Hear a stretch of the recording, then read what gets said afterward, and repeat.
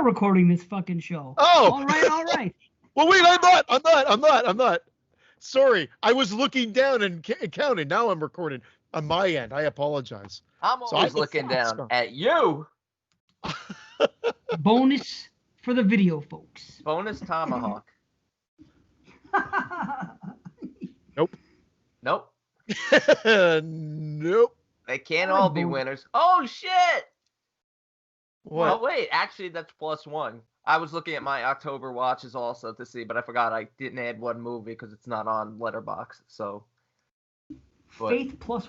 Interesting. Okay, well, here we are, show 124. Hello. It's November 1st. It's usually a pretty fucking depressing day. It's the next morning. It's early. But I don't feel so depressed. I'm happy to be here, so, you know. I'm depressed because I am here.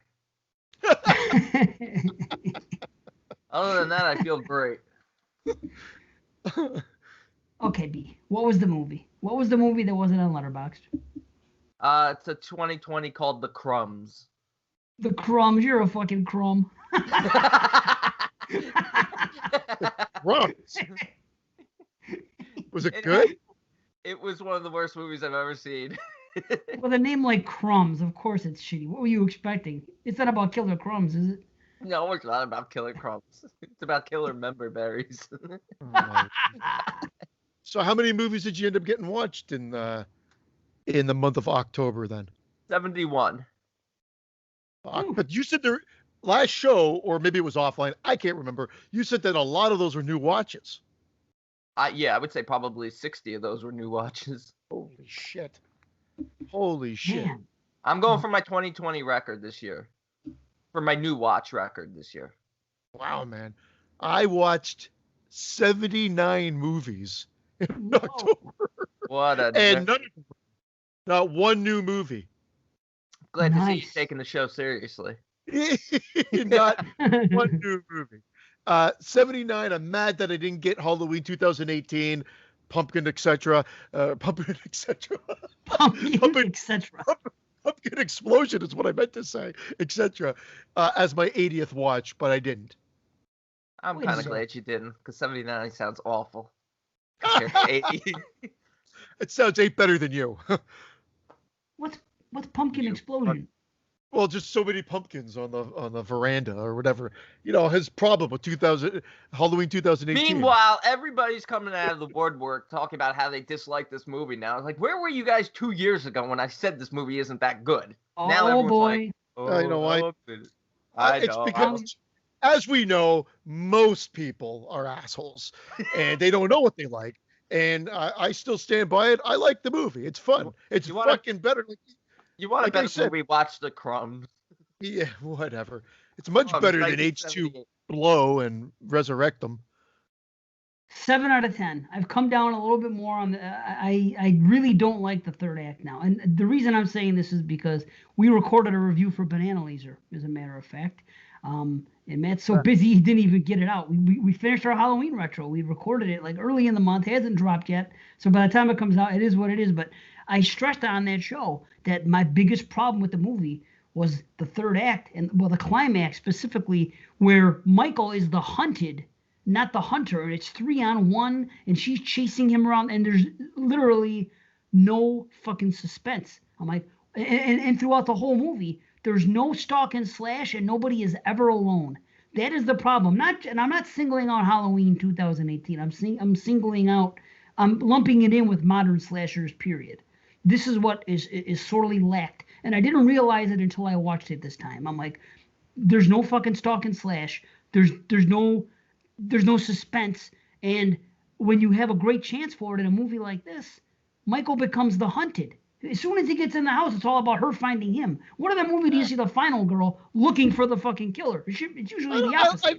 I liked the little take they did on that. I like the switcheroo. The downfall is if they give you the same damn thing again, we're not going to be happy either, because we're going to there's nothing new. We're over here. What? We're over here. Yeah.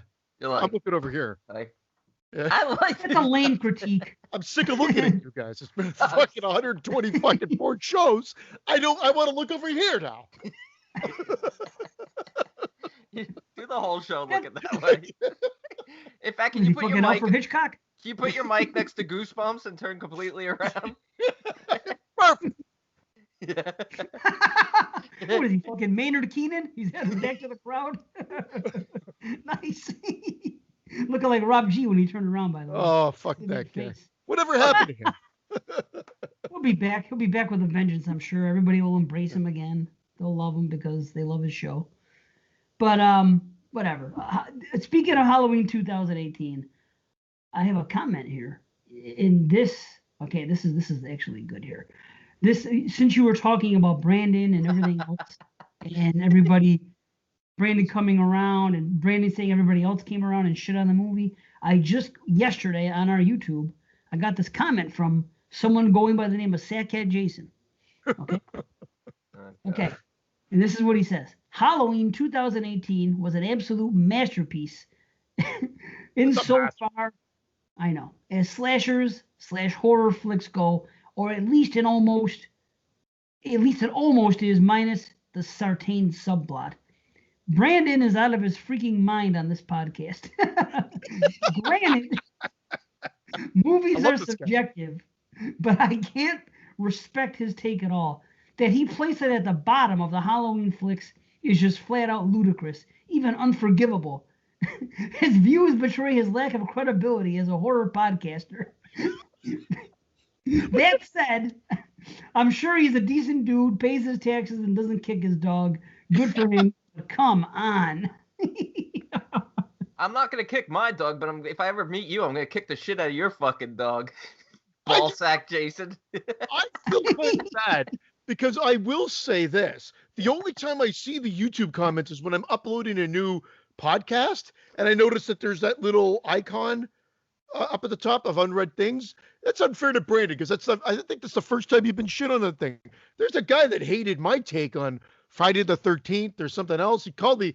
I was on there. I don't know if it's still there though, too. He pretty much called me an asshole, which I am. I just like to be called out. That's just stating facts. Let's be honest. Exactly. Like, think outside the box, you prick. My credibility is ruined. Well, I'll look at. I understand why he's beefing, because Brandon putting it all the way at the bottom, the worst Halloween movie, that is a little bit.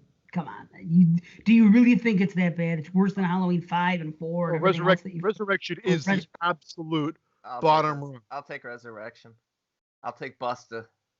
Really? In all seriousness, you think that Halloween 2018 is the worst in the franchise still? No. Okay. No. It never was. I rated it. I think I gave it like a 5.5, 6. Oh, 5.5. I said you put it at the bottom, so I thought maybe you rated it. I might have put it at the bottom. That might have been for shock value or something. It was. I think it was listed at the close to the bottom. I think that was the whole argument. We were going between Resurrection and that, and I was thinking you're out of your crazy mind. So kid is right in that regard. Ballsack head. Credibility, but that review, yeah, you and we all do it. I mean, there's some movies. There's one movie tonight. I've watched a movie probably 5 times, but I'm still not sure I really like it all that much. Interesting. Okay. Wow. Later. The Dead Zone. I'm joking. It's not the Dead Zone. Of course not. It's Cronenberg. You're not coming down. You're only going down on Cronenberg. No, and that okay. If that was directed by somebody else, I'd still love that movie. It has nothing That's fair. The Cronenberg thing is just an added bonus for me because it's the most least Cronenbergian film. Cronenbergian. You're right. I will meet you on that. You're right. Your credibility's ruined. Ruined. Pay your taxes and kick your fucking dog. I'll tell you what.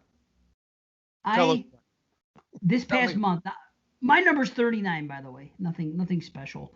But I have had a real change of heart on a lot of movies that I've seen many times before this October. It's just happened. Like, I watched Halloween 4, for example, and I came up a little on it. I realized that the first time we did it on the show, because everybody blows the movie, I kind of came in loaded up with ammo, ready for people to listen to the show and say, hey, you know what? This movie isn't as good as everybody's saying it is. So I kind of tried extra hard to shit on it. Watching it now, there are a few things I can't. Granted, the things I said are stupid are still stupid, but I did figure one thing out. The reason the guy was in the back of the car, Michael, that is because he was hiding in the back. There was a reason for him to be hiding in the back of that cop car. He was at that house, and he was going to probably kill that cop.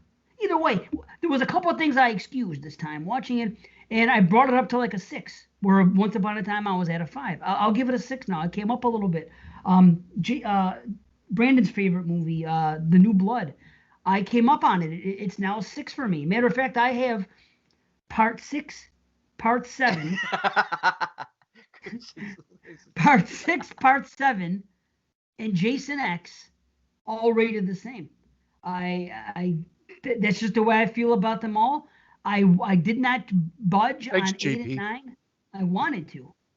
I wanted to budge. Friday fanboys. And I'll say this about the remake and Freddy vs. Jason. I went up a little bit too. I went up a little bit. And Freddy vs. Jason and the remake, I will tell you this: if the remake was not a Friday the 13th movie, in other words, if they just made a movie and they just made some other backstory up, the kids are there at the beginning. Oh, there's been murders here twice in this area, and just put a different spin on the story and had the exact same movie and it not be Jason and not be Friday. I think people. Yeah, I agree. A lot. Blowing it. They'd say, "Oh, what a slasher! We haven't seen a slasher like this in years, etc." So again, I'm not coming too high on it, but I'm just having these realizations watching that and other movies. I watched Trick or Treat yesterday, and I'll tell you what, man, I think now it is my favorite movie of the 2000 of that 2000 to 2009 of that. I rated. Trick or Treat is awesome. It is really. It's a lot of fun. Yeah, and it's short. An hour and 22 minutes. Done. Actually, it's just 22 minutes. It's amazing. 22? Well, we did the Teapot Summer Series, and on that thing, you take 2 movies from each year. It didn't even make the final cut because Martyrs and I forgot the other one were there that year. So at the end of the day, there was a question that Duncan posed to us. They go, if you would have been on that show, would you have chosen Martyrs or Trick or Treat? And believe it or not, I fucking picked Trick or Treat. I was in the minority. And I also picked overall, my number one movie of the whole 2000s was Let the Right One In. And it ended up being number one by the vote of everybody. I would have chosen not to be on the show. I tried to get you on the show. You want no part of it. What can I say? You're missing out. It's fun, man. I respect Brandon for that. He's unlike Saghead Jason. He's got my respect. Good move. That's like he's from the UK, right, Duncan? That's way too close to Finland for my likings. So it's out of the running for anything that I want to be involved with. Oh man. But man, I tell you, I had a real watching these movies. I had a different perspective on some of them, and it was nice. Like I don't think I went down on anything. Everything was just mostly positive. I don't think I saw anything and said, "Oh, I don't like it as much as." Glad Christian's getting ready for the 2020 year. And let me guess, you watched the Last American Virgin for the 800th time of the year. Earlier this year. Yes, earlier this year. Yes, it did. I watched Borat. Does that count as a 2020 watch for the horror show? It was great, but it's. I talked about that last show. Listen, most of them were horror films, other than The Burbs I consider is fringe, I guess you can, and it was Borat, the sequel. Everything else was horror, and it was a lot of fun. Cringe. And I will tell you this, Dave. Funny enough. I watched Halloween 4, and I've always really enjoyed it. It's always been one of my fave sequels, and I didn't enjoy it as much this time as I usually do, but it's just familiarity and whatnot. It's still enjoyable, and it's another one that if it wasn't part of the Halloween franchise, and you pop somebody else in wearing a mask, and it was a standalone slasher, I think a lot of people would have been blowing it. Because it checks off enough boxes to be a good slasher. I think out of the Halloween empire, that it's then maybe could be frowned down upon, because I know it's equally loved and hated. It's another one kind of like 2018 now. It seems to have that decisive nature to it. It's like Christian's podcasting. Yeah. Equally loved and hated. That's fine. What are you juggling a ballsack Jason here? It's just like this podcast. It's just like any podcast. It's just like anything. It's like that's the problem. We have to deal with people's opinions. This would be great if I didn't have to worry about people. Yeah, what they had to say. Yeah.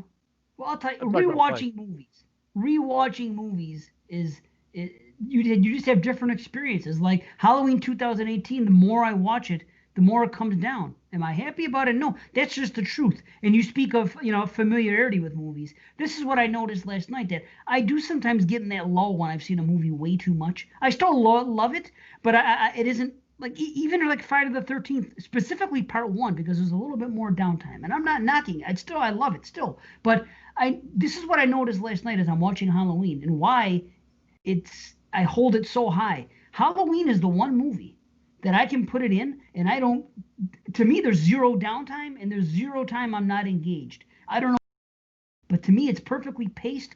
Everything about Halloween 1978, it might be the only movie where no matter how many times I watch it, not one thing changes as far as, me checking out at any time during the movie. It's so weird. I can't agree with that. I still love it. It's still a 10 out of 10. I still think Friday the 13th is a better slasher film, but I mean, Halloween's a better made movie. But having seen it so many fucking times now, there are a lot of crazy fucking things. I was actually texting back with Chris, aka Scott, last night a little bit. How's he been, man? I haven't talked to him in so long. Where are you, buddy? He seems to be great, and he was just watching his favorite movies. He was doing, I think, the Halloween 1 and 2 back to back, and then what we were talking about is he's like, I never noticed how like it's light outside, because I do get that timing weird. Because when that was made, that was back in daylight saving time before Halloween, not either the night of or the week after. It was always the week before Halloween, the Saturday before. So it was dark pretty much at 5:15. I guess depending where you are. But right. Typically, generally speaking, in our area where Illinois, Haddonfield, that would have been pretty much dark. They're out, they're driving, they're smoking the joint. I had this problem, right? They go to the store to see the dad. The alarm's still going up and ringing for, I guess, 24 hours. All those little problems that you realize are in the movie after seeing it so many fucking times. It's bright daylight. It then turns to dusk as they're driving, and it's pitch black when they get to the house. Yet Donald Pleasance is hovering around Michael's house waiting, because remember, it's like, Lordy, get your ass away from there, and all that stuff. Then he just sort of happens to hike around the corner and see them at the fucking house nonchalantly, just like, it's such a mistake. I see some screaming there. That's so weird that you just threw that in. It's kind of cool, the matter-of-fact nature, like, oh my God, he was right here the whole fucking time. But where were Laurie and Annie driving? Around the block she walked for an to hour. that house. Around the block for an hour. It's so fucking weird, the time frame. They were getting high. That's what this is what we talked about when we did the review. I know. I don't think it's enough. They were cruising around blazing. That's what you do. You know what I mean? There's nowhere else to go. You get high in a car. You could either park the car and find a safe place to park and smoke a joint and fucking laugh for an hour, or you can just continue to drive. I'll go with that theory only because you wouldn't babysit really for somebody. You wouldn't know somebody and babysit for them who lives 40 minutes away. Well, they were 40 minutes away, expected to be in town, but it literally, he walks around the corner to get and see the screaming kids. Like, it's just a bizarre thing. I never put that part together as far as like the vicinity of where the house is and where he is and everything else. They don't expect you to. They really don't. Like, that's the thing. When they make the movie, they're doing a thrill ride, and they don't expect that like 42 years later, that we're going to be nitpicking at every fucking inconsistency, because that's really the reality of it's a movie. It is just a movie. Let's just chalk it up to sloppy filmmaking. Yeah, he gets on himself for creating Michael as his brother, as Laurie or sister, and the sister-brother relationship in part 2. What about just being around the fucking corner in part 1? Did a 6-pack write that, Carpenter? Yeah, we'll adopt the baby. We'll take her. Where do you live? Oh, 2 doors down. Yeah, bring her 2 doors down. That'll keep her safe. As long as I don't have to give gas money to get this baby, I'm in. Wait a minute. I can run over. You're saying that the Myers house is 2 doors down from the Strode house? Every house is 2 doors down. No, we see where the fuck it is. No, it's not. Walk to it. She walked to it to drop off the key. On the way to school in the morning and took a different route than she normally takes. Because that's Tommy even asks her, how come you're going this way? She goes, I have to go around the block over here to drop off a key at the Myers house. You're 40 minutes away from home. But it's at least a few blocks away. Okay. So it's not like it's across. You're making it sound like it's fucking, I could throw a rock and hit it. That Donald Pleasant's just happenstance coming across it is even more ludicrous later. Because he sees the car, and then he still, like, has to kind of, oh, there's some screaming kids.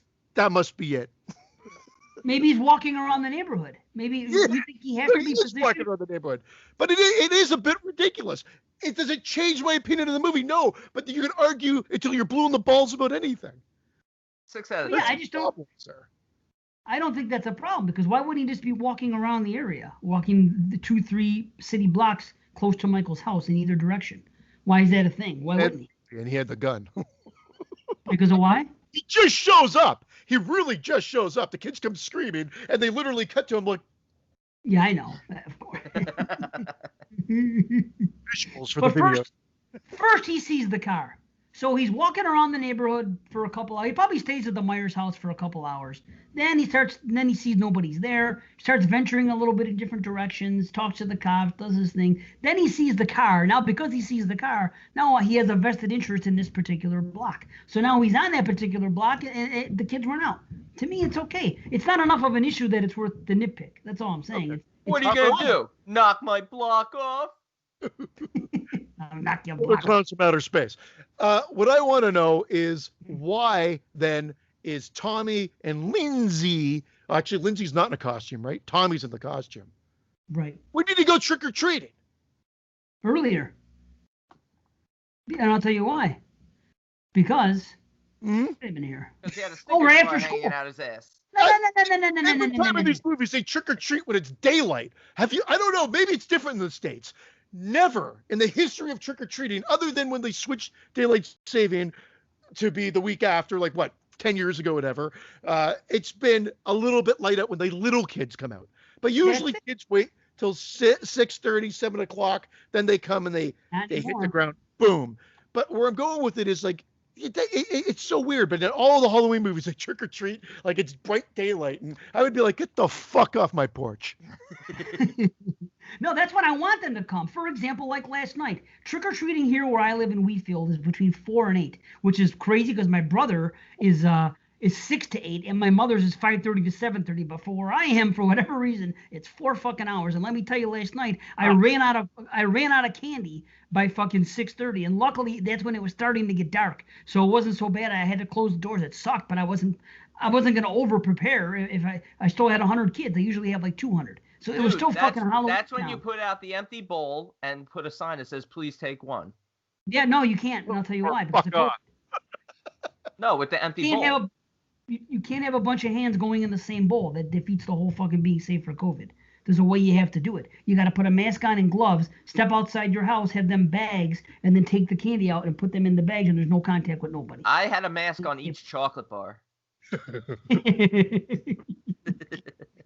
So what I'm getting at is I expect all the action early.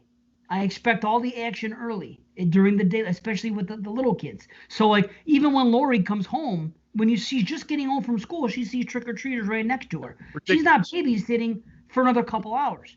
So theoretically, that's when Tommy would be babysitting. That's when Tommy would be trick-or-treating if he's going to go. It's early before Lori gets there because the parents are going out. So he's not if the parents are going out, that means Tommy and Lindsay, both of their parents are going out. We got to trick-or-treat early because mommy and daddy are going out. So who's going to take you trick-or-treating? Not your fucking babysitter. You know what I mean? We're going to carve a pumpkin instead and watch movies.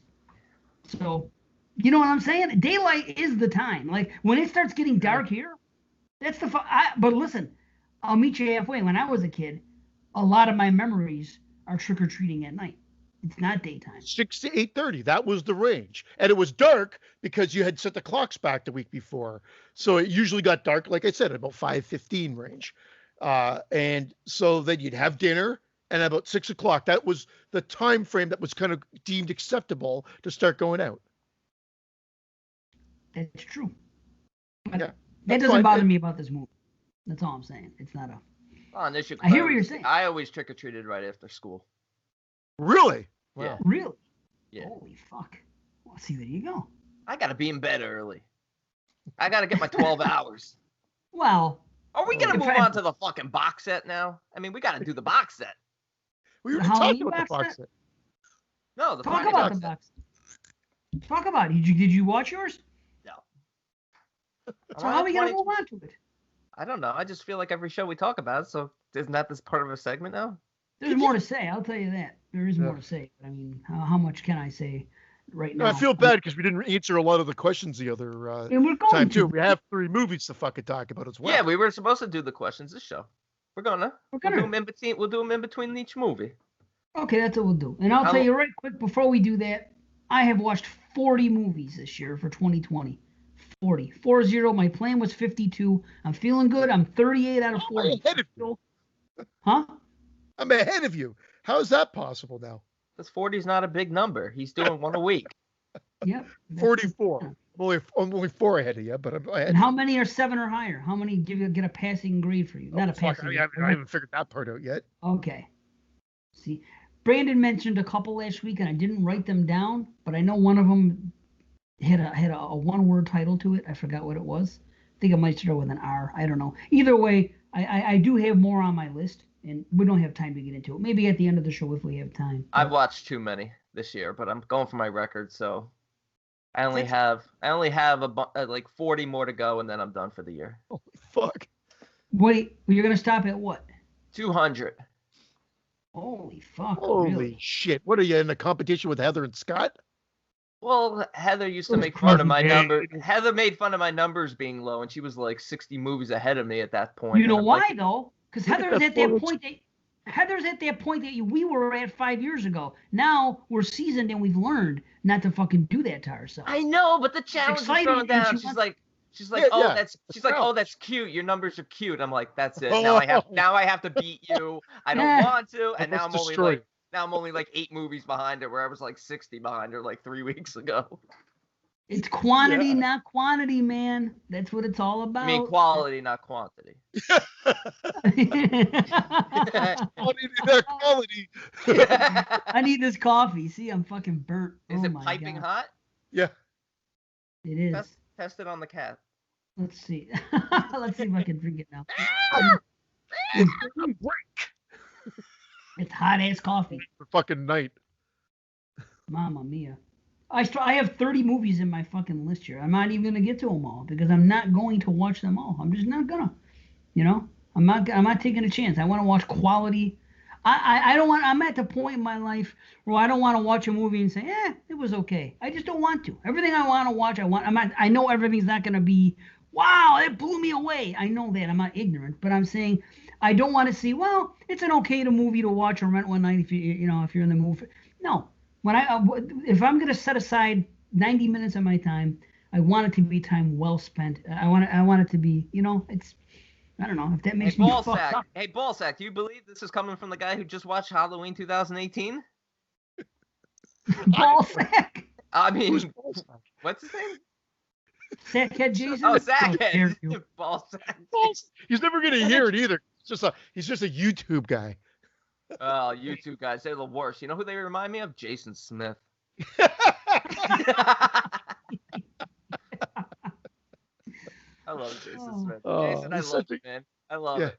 This movie, how come nobody's talking about this movie? Because Netflix literally put it out 13 seconds ago, you fucking prick. You're watching it already. It literally, he waits for it to drop. He's like, why is nobody talking about it? Does it literally, when it says dropping at, on November 3rd, does it drop at 12 a.m. November 3rd? I don't think so. Not Eastern time. Maybe it's Western time. Maybe it West Coast time. Maybe it drops at like 3 a.m. our time. Because I've checked sometimes because I've been up at like midnight and it hasn't been on. But yet the next morning, Jason's got a 40-minute review on it. And he's like, why is nobody talking about this? Because it dropped in the middle of the night, you fucking prick. You Finnish prick. You Marco. Awesome. I'll tell you what, we only have like a dozen more questions, so it's really not that bad. We should do them in between reviews. Do a review, do some questions, do another review, do some questions, do a review. 12 questions. We divide it by 2. Brandon, you want to handle that math? That would be 26 questions after each segment. Do we want to start with a movie here or what? Why? You guys have a preference for what movie we start with? Start with what you pick. Yeah. Go for it, buddy. Skunk's choice. Skunks and crumbs. Yeah. By the way, crumb. Don't watch the crumb. Let me ask you about crumb. Do you know anybody that uses that as a derogatory term? Like, that guy's a fucking crumb. Because my father's done that all his life. A crumb. You do the rest of the podcast like this. Wow. Wow, that's creepy. No. Wow, you look like Anton LaVey. Holy shit. Perfect. Yeah. But crumb, is that something you guys are familiar with? Crumb? I'm familiar with the term. I won't say I've never heard of it, like cock of the walk. I've heard, somebody say, "Oh, he's a real crumb," but you don't hear. It's like, I don't hear it anymore. I feel like it's an old school thing. Yeah. I'm gonna bring it back. I think. I feel like your dad saying it makes sense. I feel like it would be an old school thing. That's cool though. Speaking of your dad, I don't know what happened this week, but Maestro Fresh Creme West, whatever, was in the news like twice. Good thing. I think it was some supportive thing, and he's coming back, like something good. But he came up in the news twice. I'm like, yes, he's back. Wow. I should call him and tell him. Get him on the phone. He's back. I would. If they had the news, I would. If I could say, hey, did you see that Fresh West is in the news? And see his take on it, Christian he's a Trump supporter. How can you be back when you've never been here? Who the fuck is this guy? Never heard of him in my life. If he fell on me and said I'm Creme Fresh West, I still wouldn't know who it was. Yeah. Creme Fresh. Is it fresh creme or creme fresh? The real thing I'm talking about. The real thing is creme fresh, I think. Creme fresh? Yeah, I think it's like a cream, like almost like a sour cream type stuff that they add to things to like is it a recipes. French thing? I don't know what creme fraiche is. Okay. That's all right. What movie did you pick, you think? I picked 1988's Waxwork because I really want to talk about this. Although I really want to talk about all three, but let's start with 1988's Waxwork, written and directed by Anthony Hickox. A wax museum owner uses his horror exhibits to unleash evil on the world. And let me guess, Christian, this is the film you're not sure whether you like or not, right? Yep. Yeah, and you know what? I really like this film. I just think there was one thing that's keeping this from being an absolute classic. And that is that the comedy in this movie just does not work for me. No, it doesn't. It's really bad. And I usually like, except for Ghoulies Go to College, I like comedy horror. I do too. I love horror comedy, but this is just the timing's off. Everything that's not comedy in this, the gore, the kills, the sets are fucking awesome. And I'm just like, take out the comedy and the goofiness and just it makes some likable characters. The characters are actually kind of bratty and shitty too, for the most part. But that's it. I've watched this movie a lot.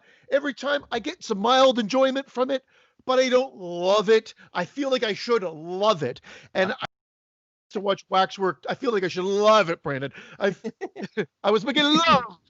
I feel, although I didn't get to watch Waxwork 2 again, I really wanted to. I remember enjoying that one more, but that's less horror and more comedy action with some gore.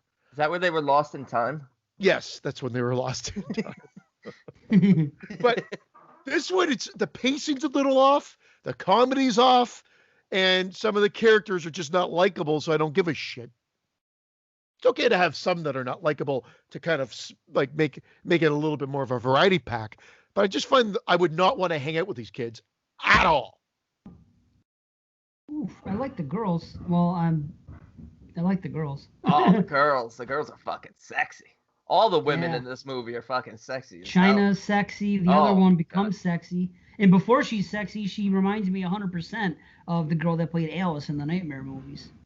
There's no question. I had to look it up. I'm like, well, it can't be her. But that was what's her name from? What movie was she from? From April Fool's Day. She was Muffy. Yeah, April Fool's Day. Yeah, Muffy. That was Muffy? Yeah. Slash Buffy? Wow. / Buffy. The Lick My Muffy ending. Thing is, I think this is there's a great premise here. There's a great premise, and a couple of great set pieces, namely the three that stand out that are the werewolf, the Dracula, and the mummy scene. The Dracula scene's a little boring though until it gets there. That's the only time the comedy lands a little bit. Exactly. The fiance. Yeah. Yeah, the fiance is oh my god, like I'm lining up exactly with everything you're saying. That's the only part where I'm like, when he's like kind of like dying and then he would rise up and he's dying again. But that effects on his leg, that practical effects on his leg, look beautiful. Yeah.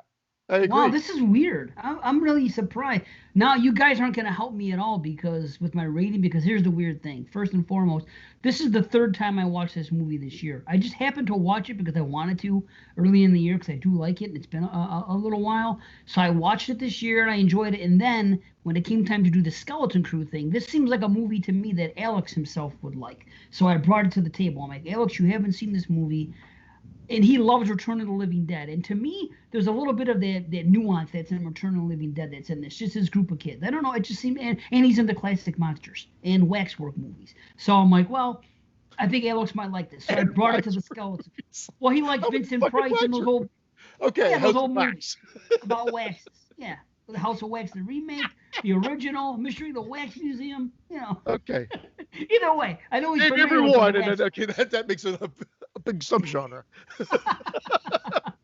But I get you. I'm not being a dick. Yeah. No, it's funny. I brought it to the table for him. So now I've watched it twice. Now this is the third time I've watched this movie in probably like 6 to 8 months. So the problem there is it becomes too familiar, and this is not the kind of movie that's meant to be watched. This is more the type of movie that you should watch every 3 to 6 years, not months. And I agree. I know. I'd say every 5 years, perfect. And it even says that on the cover box. To be enjoyed every 3 to 6 years. What's No, but see, so I didn't know if I had a clear-cut opinion on the film, because it kind of went down a little bit. Is it because I'm watching it too much, or is it because it just is? So I was hoping you guys would steer me up. But it doesn't matter. But let me say, my last note on this movie. This is where I'm different than you guys here. My last note is this: they waited until the climax to add comedy? ?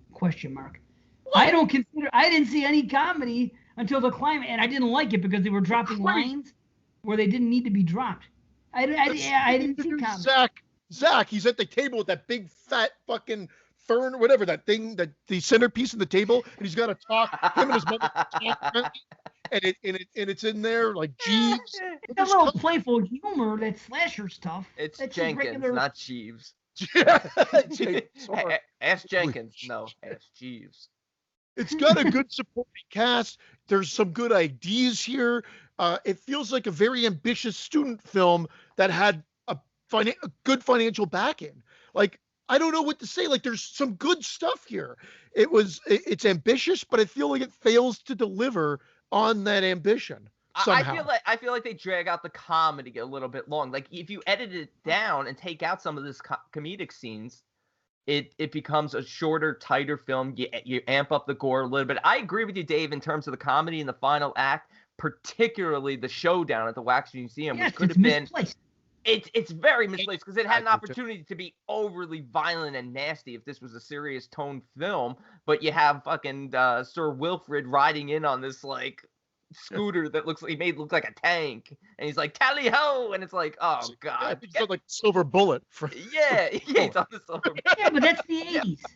I don't find that to be comedy. I find the lines that they said a few times to be like, suck on this, or I don't know, there was a couple things where they made, but it takes it from a horror movie to an action.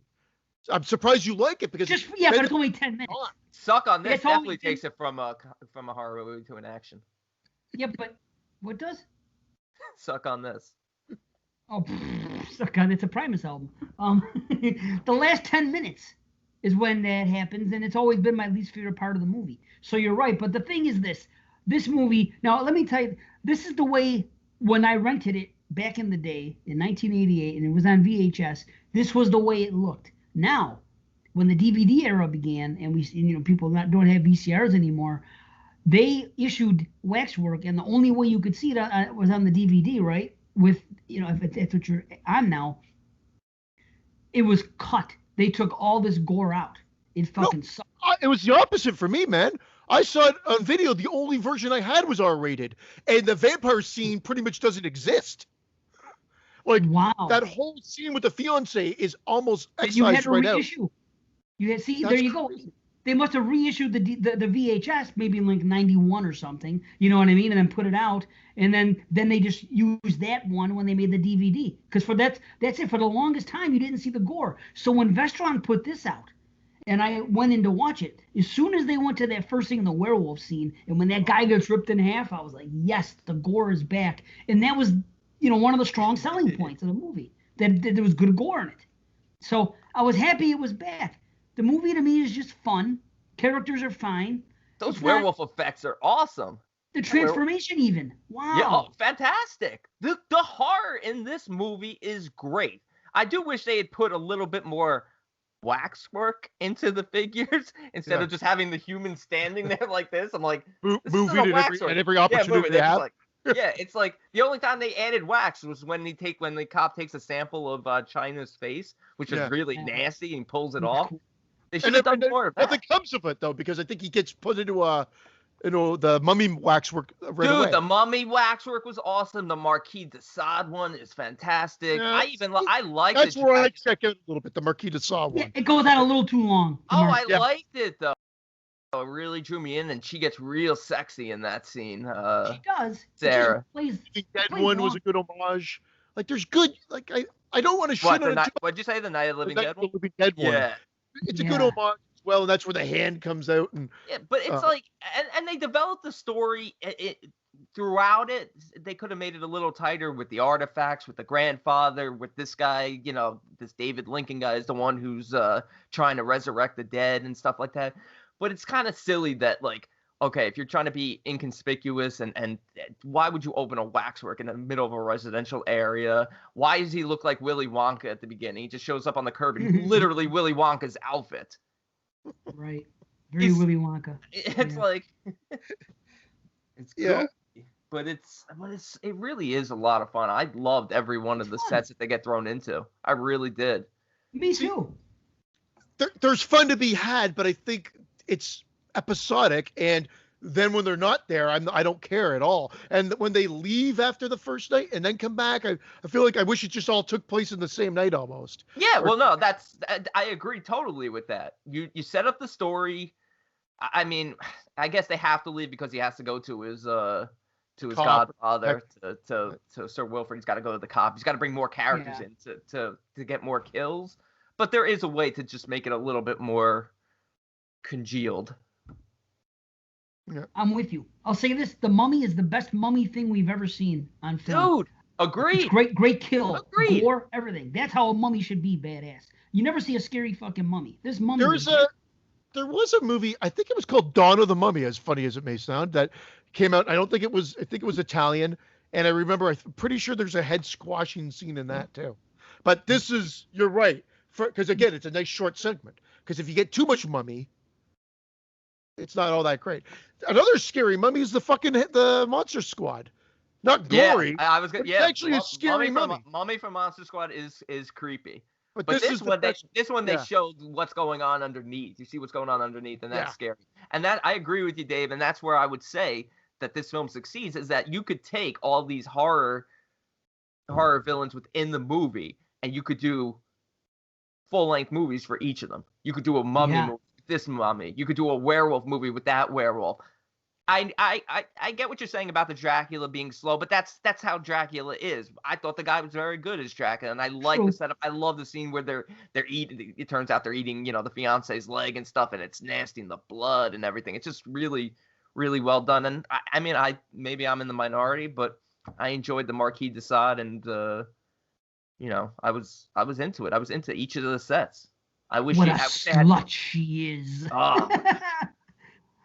The way they talk about her is funny. It goes on long. Again, it's a hard movie for me to write, because there is enjoyment here, and I've watched it over and over again. But I don't know. There's that Waka Waka comedy. I literally wrote Waka Waka comedy. I thought of you because the first half hour was painful. I was like, get going already. Wow, I didn't see that. I didn't see it as comedy. But that's got to take the movie down a little bit. You can't just say, like, the good stuff's good, but there's so much stuff that to get to those scenes and in between, and that I'm not 100% on board with. Like, did we need like the Hitler-like teacher, the professor? Oh, no. And that was bad comedy. Yeah, that's bad. I want a 20-page essay about this tomorrow. Fuck you. How about I mean, I thought it was funny, but did we really need the whole scene with the maid writing the Lithuanian paper? Yeah. Again, he's trying to balance stuff. I try to give him credit to try to, like, I guess, spruce up his film a bit, but it just didn't work. The balance was wrong. The tone was wrong. People talking about the tonal shift in Krampus. I'm on board with that. It just didn't. It wasn't mixing well. Was that odds for me? I could see that. I guess when I go back and watch the movie, I just think of it as a product of the time. I don't know what it is, but now that you're pointing out some of the more comedic moments, I guess I don't know. They didn't bother me, but I can't dispute them. That stuff with the guy sounding like Hitler and some of the lines that were said, and what the Lithuanian woman wrote. He's like, they are the men with the little mustaches and shit like that. You're right. There is a little too much, and it would have been better served. I forgot what she said though. They are the men with the little mustaches. Yeah, the screaming voices and the little mustaches or something. Yeah, a 30-page paper she wrote, and that's what she wrote. It's hard because you have to have a balancing act, and all I want is more of the waxwork. I just wanted to get to the waxwork, but I think they by his character development, he introduces these badly timed comedy pieces into it, unfortunately. I'm okay with the kids and what's going on, and not the love triangle, but the situation. How he's got a crush on her, and you don't even speak French. Remind me of my father. Forget what she told that too. I need someone that has a little bit of I forgot what she said, some French term. But triangle didn't go anywhere either. You're right. Yeah, they didn't really need as much character development in here, especially for a bunch of characters that are, I don't want to say very unlikable, but just very blah. Get to the horror. Get to that. Yeah, but still, you love character stuff. You don't like this stuff about how the girl kind of likes our lead, but then when they have a chance to hook up, she's like, well, you're a really nice guy, but you're not what I'm looking for exactly. And then it seems like she's pining for him a little bit. But then we find out that she has something else going on, and she wants to be involved with somebody like the Marquis de Sade. You know what I mean? She has that side to her, and we see that. I don't know. I think there are little things here where it ties into their personalities, and that's why they're stuck with certain ones. And it's not overdone. It's just enough. I like that. But you're right. The comedy, it might be too much, but there is some funny lines. There's. How about the fact that don't you think that Frankenstein looks like Jason? Every time I saw him, when they show that Frankenstein, he's standing there, he looks like a Kane Hodder build of Frankenstein. Like the way he looks, even the way he's dressed reminded me as much of Jason as it did Kane Hodder. I mean, as Frankenstein, sorry. Why am I not remembering Frankenstein? Yeah, he's just in a waxwork. He must just be in a waxwork. Yeah, shot. He's there. Does he come to life at the end? I'm sure they all do, don't they? Yeah. The end is chaotic. And not good chaotic. Like there's good chaos that you're like, oh man, we got to this point. But again, it's a weird shift there, and the editing's kind of off, and there's nothing kind of horrific for it. And then it gets kind of choppy when that guy goes into how does the guy go into the wax? And like, if that's boiling hot wax, he would be done for. But he's able to pop back out and say something, another joke or two. I don't remember what happened, and then he goes Gremlins back in. Did? Like Stripe did at the end of Gremlins. Yeah, but he fell into the whole Stripe's big face was like half off at that point or something. He did come back. I take your face half off. I take your face. No, just the whole showdown at the end is too chaotic. I mean, even like Dracula turns into the bat. The guy grabs the bat and he gives the Dirty Harry line and shoots the bat. It's just like this should have made for like just an all-out gore fest. And it was just more comedic. Sounds good. Like you think that, oh my God, like you got Dracula, he's turned into a bat. Like this all should work. Somehow it doesn't work. 100%. There's good and bad. There is a mix. But the stuff that's good is memorable. And like at the end, if you think about it, it's kind of like a precursor to like what they did with Cabin in the Woods, where we have all these different things coming out. Like they had the baby from It's Alive come out. They had this one guy that took his mask off. It looked like Jason from Part 3. They had different things. Those things were good. And here's the complaint though. They said 18 of the world's most evil souls or something like that are going to come to life, and they do. But why would the other people come to life too, like their victims, like the friends? You know what I'm saying? It doesn't make sense that they would come back. You know, the friends that go in there, the guy that gets why should they come everyone back? In the set sort of comes to life. Yeah, that doesn't make sense. If it's all 6, 6, and 6, and 18 souls, that makes perfect sense. And by the way, did you guys see the phone number on the side of the one guy's vehicle? It was a 666 phone number, 666 dash something. Usually in a movie, it's always 555. You know how they always have that generic 555 because it doesn't need anything. More waka waka. Yeah, but I don't think it's waka waka. I just think it's a clever little thing that not everybody picks up on. To me, that isn't comedy. That's just like, oh, okay, that's kind of cute. I don't know. See, I agree with Dave with that one. I don't. But I think it's just, again, there's so much. I think it was let's throw so much at them and see what sticks, and sometimes that can work. And I just think there's stuff that sticks, but there's enough stuff that doesn't, that unfortunately bogs down the entire film. There's still enjoyable stuff here. There's still enough to recommend it to certain people. There'll be enjoyment there. I mean, there is a love note of sorts to other films, obviously. Like I said, Dracula, The Wolfman, Night of the Living Dead, like some classics. Like there's some good stuff here. It's just that, like Salo. I said, we should make one now. My little friend. Well, Marquis de Sade wrote Salo, so. Oh, interesting. So. Are you serious? Yeah. Really? Yeah. Oh, okay. That's one of his famous works. Probably his most famous work was The 120 Days of Sodom. Wow. That's why I said that. So it's I never thought joking.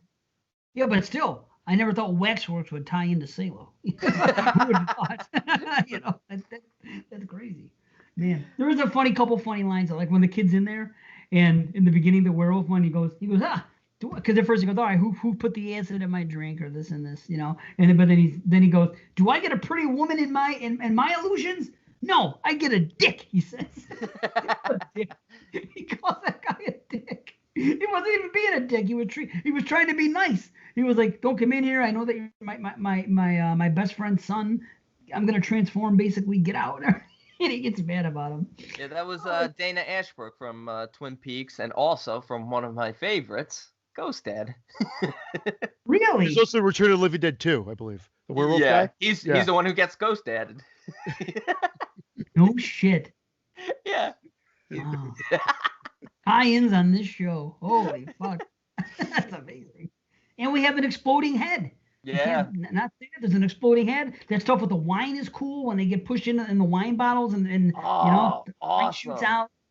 And the gore. I love the vampire stuff. I really love the build of it. They really set the atmosphere well in each of these little segments, and it is episodic in a way. It's almost like this would work as like a TV show where each week, like that would be a great idea. The head curator, like David Moore, anthology. Shudder, get on that. That would be a good idea. Waxwork, the show. Yeah, he would be telling the tales of his waxwork, and he'd be like, like a crypt keep type. That's a fantastic idea. That would be great. And I think that's probably, they just try to force too much in here, which, again, I want to almost credit him for thinking of all this stuff and putting it all in, but it just doesn't work as a full package. See, I loved all the Waxwork stuff. The outside comedy, the story development outside, I kind of like too, but the showdown at the end and the first 30 minutes, like, it's too much of a setup for these characters for as shallow as they are. I still care about them. I don't want them to die. I just don't need deep. Dan, your idea for that show is amazing. That's a good idea. It's a good idea. Better than, you know what it's better like? Than this film. You know what it's like? Night Gallery. Because when Rod Serling did Night Gallery, that's what it was. Instead of Waxworks, it was a painting. This is this is what it was about. So it kind of goes along those same lines. That would be cool, though. Waxworks, and that guy could be there, and he could say, because remember how he was talking when the guy came back and he said, "Oh, that's the mask from Phantom of the Opera," or whatever. They goes, they made a movie about the Phantom. And he goes, several. Yeah, it was funny. I like shit like that. And we'll have 2 midgets in the show. Oh, you can't say that.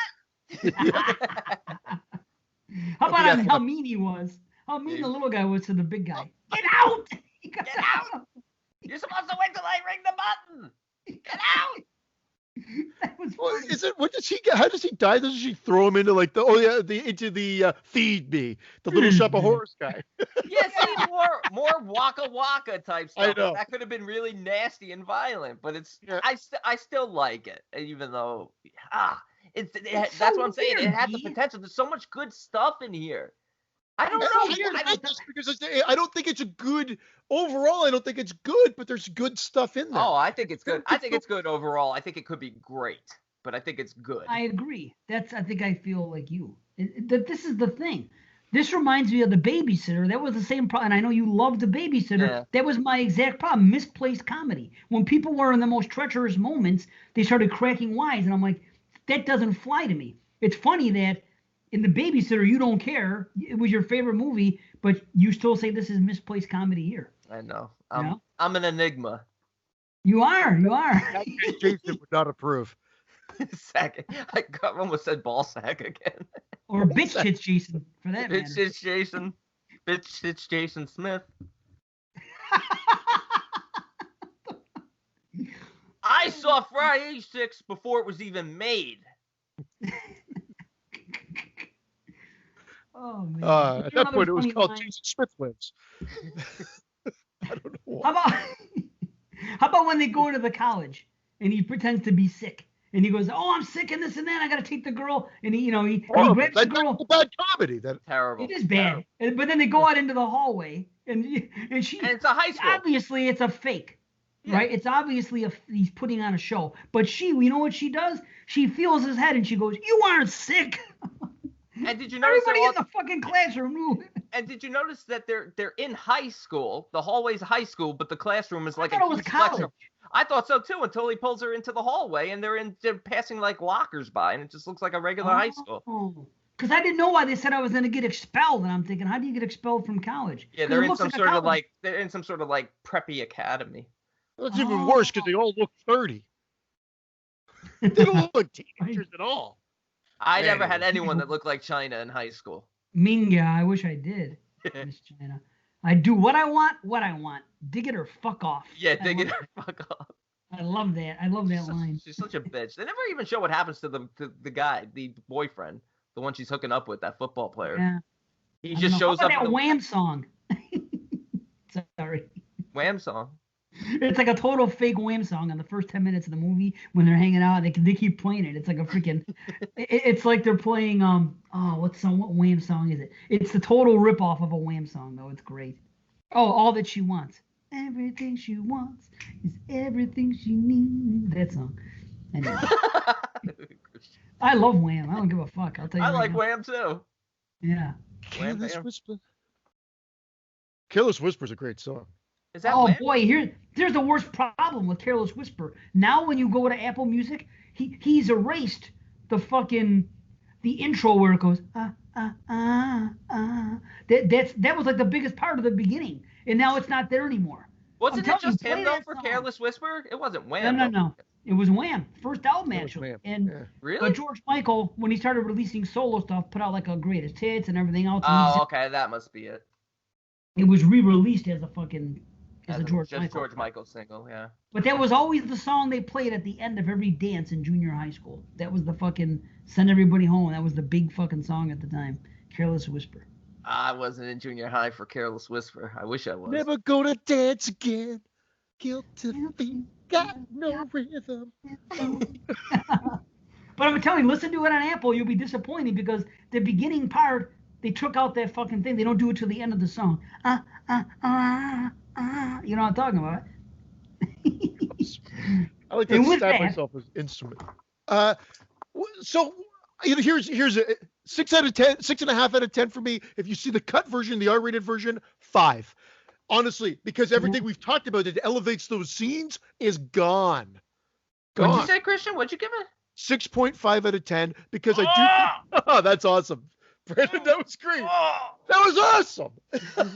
He's a magician, everybody. Oh, Whoa! Whoa! Holy shit, this guy. This is why I gotta watch the fucking video. Wow. So I said 6.5 for this version. I was hovering between a 6 and 6.5, but there's enough good stuff to make you want to at least check it out. But I said if you happen to only be able to get the R-rated, which I don't think at this day and age you will, then it's a 5. Yeah, because everything that elevates those scenes is gone from the gore level. Release. I don't have it, but it's pretty cheap and it comes with both. So I doubt that there's the R-rated versions even on there. I'll tell you what, watching it again, and I've seen this movie a few times. This was probably like a third time watch for me. First 30 minutes, I was like, holy shit, I might be coming in at like a 4.5, 5, and then it picked up, and especially once they started going into the waxwork and stuff, and I'm like, yeah, this is the stuff I love, and it really just kind of got me engaged, and I came all the way up to, I'm gonna say a 6.5 out of 10. I really enjoy it, and I just feel like I said, like if you just change a few things, this has the potential to have been like an 8 out of 10. It could have been an 8 to 9. Yeah, exactly. It could have been epic. Yeah. Okay, I'm at a 7. You guys straighten me out. It wasn't me. No, it's true. It wasn't just me. Like I watched it 3 times in the year, and I'm like, well, maybe it's just I have better memories than the movie actually is. And like I said, 3 times in a short period, I was like, well, but then I'm hearing your guys' critiques on it, and I'm like, okay, it's not just me. I can live with that. So initially, the first time I watched it, I was like an 8, but now I'm down to a 7. That seems about right. And it was on Amazon Prime. Again, at least the Canadian edition. Yeah, it was on Prime here. That and Fright Night was on Prime here. Oh, was it? Oh, yeah, I think that's how I thought I had the Blu-ray, and I didn't for Fright Night. I was pissed. Oh, no, wait, I did have the Blu-ray for Fright Night. I did not have the Blu-ray for Dead Zone because it does not fucking exist. They don't have a Blu-ray for Dead Zone? Nope, I had to buy it I ended up buying it for fucking $5 on Prime because it was to rent $3.99 to own $4.99 HD. So I rather own the $4.99 stream for now. You know what I mean? I have the DVD, the old DVD, and I watched it with my dad. And the minute we got done watching it, I said, I really need to see if this is on Blu-ray and get it. It's not in Region 1. It's not in Region 1. Well, that movie, I mean, without giving, fuck spoilers, it's a great movie. It needs a fucking good release. That needs like a Criterion release. Yep. Totally agree. That needs, you're right, either Criterion or even the Shout Factory, whatever. Just something special edition. Either what? I said Criterion or a Shout Factory. Okay. Why? I heard Criterion. Criterion? Oh. I couldn't see myself. That's okay. That was from John Rhodes. Trust me, I wish I could. Well, that's the thing. I had another small window with you, and I'm like, what the fuck? Why do I have 2 Christians here? 2 Christians and 1 Jew. 2 Christians? Sister Christian, oh, the time has come. Oh, and some questions. And Anthony Hickok was the prince in the Marquis de Sade segment. Really? The one who's like, who wants to whip that filly. Yeah. Don't you ever get tired of whipping horses? I brought this up before, man. He was on a roll. Again, whether you like all the films or not, there was that time frame from starting at Waxwork, Full Eclipse, Hellraiser 3, Waxwork 2, Sundown is in there somewhere. Like boom, boom, boom, boom, boom. And then it feels like he disappeared. I know we checked his filmography, and I think he continued to do movies, but it just seemed like that was a time period where his name just kept coming up, and he had a lot of projects in the genre. Sundown's another one that I really had high hopes for, but let me down as well. The vampire western. I've never seen that. I think I saw it. Sundown, you better take care if I see you creeping around my back stairs. Sometimes I think. Sorry, Christian's getting excited. It's a good song. It is. I love Gordon Lightfoot, but when I think that I'm winning, but I'm losing again. That's great. That's a great song, man. That's what I used to sing about. That was Pepita's song. Because Dr. Gordon Lightfoot.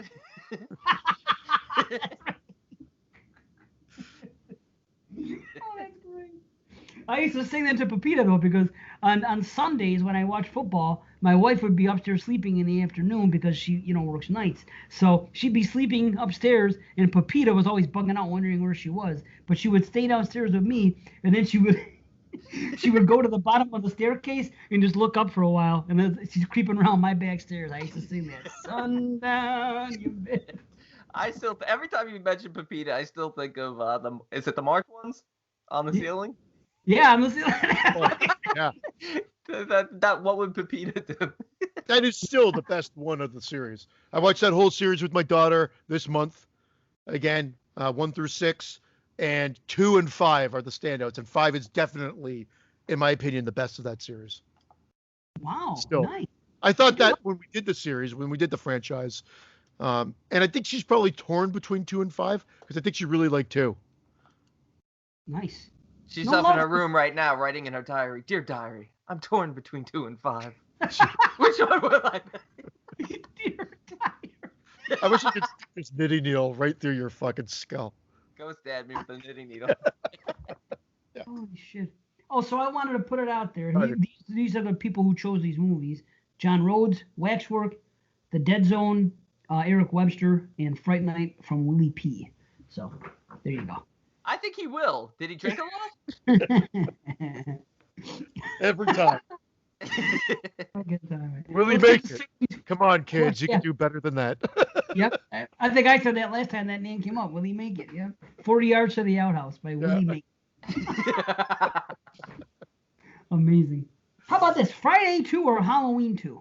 I was thinking about this today as I'm watching Halloween 2. I'm thinking, in the community, I think that those 2 movies are highly regarded. It seems like everybody's seen them.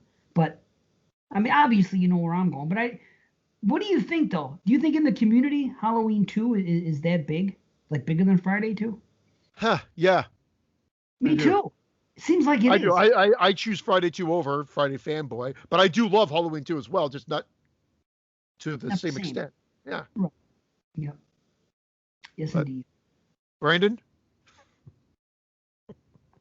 I think the horror community would slightly edge Friday 2, and I also choose Friday 2. But I do think it's close. But I still think that the community would edge Friday 2.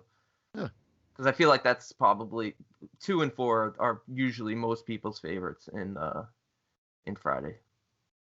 I think you're right. I think it's a good poll to put up. So that's an idea. Okay, where the hell are we? Q&A. Here we go. Oh yeah, I have my answers written down. Okay, so here we are. Nope. Okay, if you guys could give One Director, we did that. One Direction? One Direction, yeah. Okay, Tyler asks, what are some films that change your trajectory in the way you look at films? That's a tough one, ain't it? Shit. Maybe I didn't prepare all my answers. Ah, you see. Huh. Yeah, I didn't prepare for that one either. But, like, that's Waxwork. Anthony Hickox knocked it out of the park, and it really changed my trajectory in the way I look at horror films. Like, those have got to be like when I think of things like that, it's like the experience I have when I watch Carrie. I think that's like, I just love, like, again, because it depends on what way the way that movie's constructed from a cinematic standpoint is what really makes me just like love it. And like, oh, when we watched The Orphanage, remember when Watson joined us, I mentioned I would have loved to have directed that movie because I would have been like, Dad, hey, look at the film I created. It's something about the filmmaking aspect complementing everything that you're seeing. Because a lot of times that could actually, and I've mentioned it on the show before, I'll take that over story. As long as there's enough to string me along, I'll take that over the story. Pretentious. Pardon? Nothing. Not pretentious. Why is that pretentious? Wait, I don't even know what you're saying. I wasn't here. What happened? Are you talking about taking a well-shot film over story? Over story. Oh, that is pretentious. Come on. Why? I'll take a good story over a well-shot film. Well, it does. But it's not pretentious. It's sometimes the substance is the style. That's what you like about it. It's a film. What's the difference? It's like listening to music. Do I like it for the melody, or do I like it for the way that guitar sounds and the composition of the fucking the guitarist or something? But the two examples that I actually gave have everything. I think have the full package. I said Carrie and the Orphanage were two of the ones that I've mentioned. Both of them have everything. Like well made, well filmed. Well, I said that, but I said if something had to take a hit, I love Friday the 13th Part 1 and 2. Let's be honest. Let's be honest. Those stories are ripoffs and simplicity at its finest. But I like the movies. Like those movies are two movies that I still put up on a pedestal that would shock, true cinephiles maybe, but I still love them for what they are. But I think they're still more enjoyable as films rather than as achievements in filmmaking. Well, that's where, okay, I agree. And I'm saying there, though, simplicity of story, story takes a kind of a backseat. And they're not cinematic marvels either. They just seem to find that proper balance, I guess, is where I'm going with it. There's got to be, I guess, a balance is, I guess, the ultimate answer. You guys haven't come up with any other movies? Would it change your trajectory? Here's the weird thing. When I think about trajectory, I'm watching movies one way for years, and then I am thinking about it from the standpoint of where Christian's going. Not so much about the story. I've always liked good stories. Who doesn't like good stories? But the shift, if you will, came later on in life, and I can appreciate other aspects of filmmaking. And like I would say that it began with Natural Born Killers, because there's no other movie like it. And at the time, I was like, holy shit, look what they're doing here with this and this and this and the editing and everything that's going on in it. Because that movie was filmed in like 30 days and took like 8 months to edit. I mean, it's ridiculous what they were doing in that movie. On top of, I loved the dialogue and everything else about the way the film was constructed and the performances and everything. I love everything about Natural Born Killers. But that was the first movie where I could think. I'm watching it, I'm like, man, this is really blowing me away what I'm seeing on screen and the way they're doing certain things and the way it's being shot. And then I don't think anything compared to that for a while. Then as I got older, I noticed like when I started doing podcasting, I remember in like 2013, I'm talking about Lords of Salem and Rob Zombie's H2 and some of the way things are shot. And that's when I started to take notice about how things are shot. Now I'm going to go back to my original greats, Exorcist and The Shining, which I never paid attention to them in that way before. I loved them for many other reasons. Now I look back and I'm like, holy fuck, the way these are constructed, the way that they're shot, the score, everything about them, that's what I'm saying, the trajectory of films. That's what I think about. And then I get into artistic films like The Witch, and anything else that looks good that way is what I'm into. So it's like, that's the most significant thing that's happened to me is, I'm into more art house movies now. I'm into what I see. I was always into story. You're kind of born into that. Who doesn't love a good story? We're told stories as babies. You know what I mean? We love stories. But when you get older and you start looking at other things, like like those aspects of film, that's all I can say is that yes. I totally get what you guys are saying. I just can't look at an aesthetically pleasing film that doesn't entertain on a story level, or this, minimalist approach that just. What about Suspiria? What about the Neon Demon?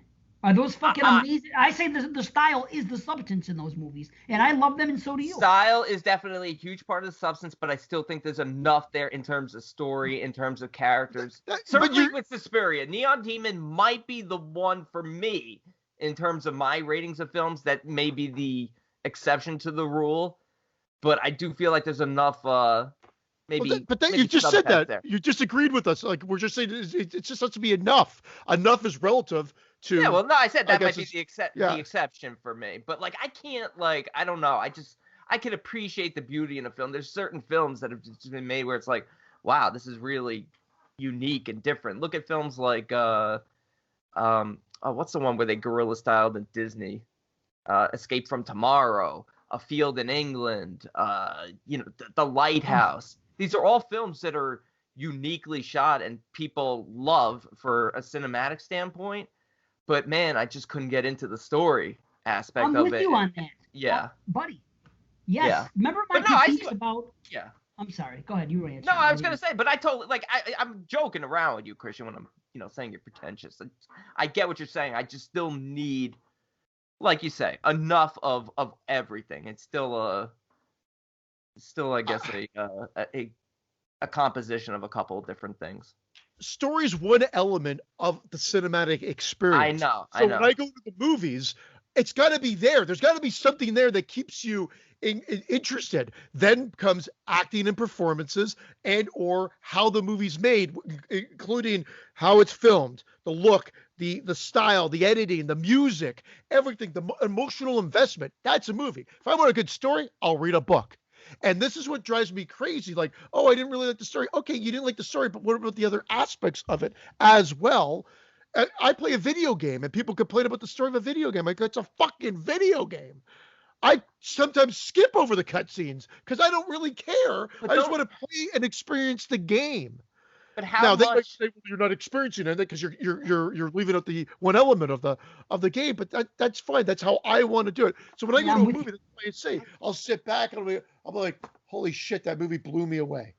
I get it, but how much does that count for the aesthetics of a film versus? You have to have everything. I know you have to have. I know you have to have everything, but if a film is poorly shot, if it's like a student film, and it's a shaky cam, it's not great, it's not well framed, but yet the story is really cool and the characters are really likable and you love it, I feel like I'm tending to give that type of film a higher score than if it's beautifully shot, artistic, so masterfully crafted, but there's nothing going on. That's what I'm saying. I agree with that. Yeah. I agree with that 100%, because how many times have I been on this podcast and said I can only give this movie a 5 out of 10 because I like what I'm seeing with the eyes, but the story does nothing. There was that movie, We Are the Flesh. There was another one that Derek gave us, Hagazusa. There's been movies like that. Mother. There's movies that I watch and I say, I'm not going to shit on it and say 3 out of 10 because I didn't like it. I'm going to give it a 5 just because I can appreciate aesthetically what's going on here. I wish I was into the story. Mother is the perfect example because I genuinely hate that movie because it bored me so much. But I probably, like you, would give it like a 5 because aesthetically it's well shot. It's even well acted too. I mean, it's got well-known actors, in it, but it is so boring to me, and I don't. And Climax, Climax, I could agree with. We Are the Flesh, I could also agree with. I like Hagazusa a little bit more than you. I still think there's enough going on underneath the surface to sort of explain, but I totally agree with you guys. But a great story. It doesn't have to be aesthetically anything. How many movies that we love are great stories, and they may not be shot the best? Think about the movies we talk about here. They're just like, you could bring out the Friday the 13th example every fucking time. Part 1 especially. It's very, very basic. Really, I mean, it's like almost like found footage. They're talking about nothing. There's nothing really going on in half the movie. We don't care. We love it for what we love it about. There's no great story. There's a great reveal at the end, in my opinion, and where it goes. Like, okay, that's cool, but it's just, this is what happens. It's the roller coaster ride. Right, yeah. And then it's a successful roller coaster ride. Exactly.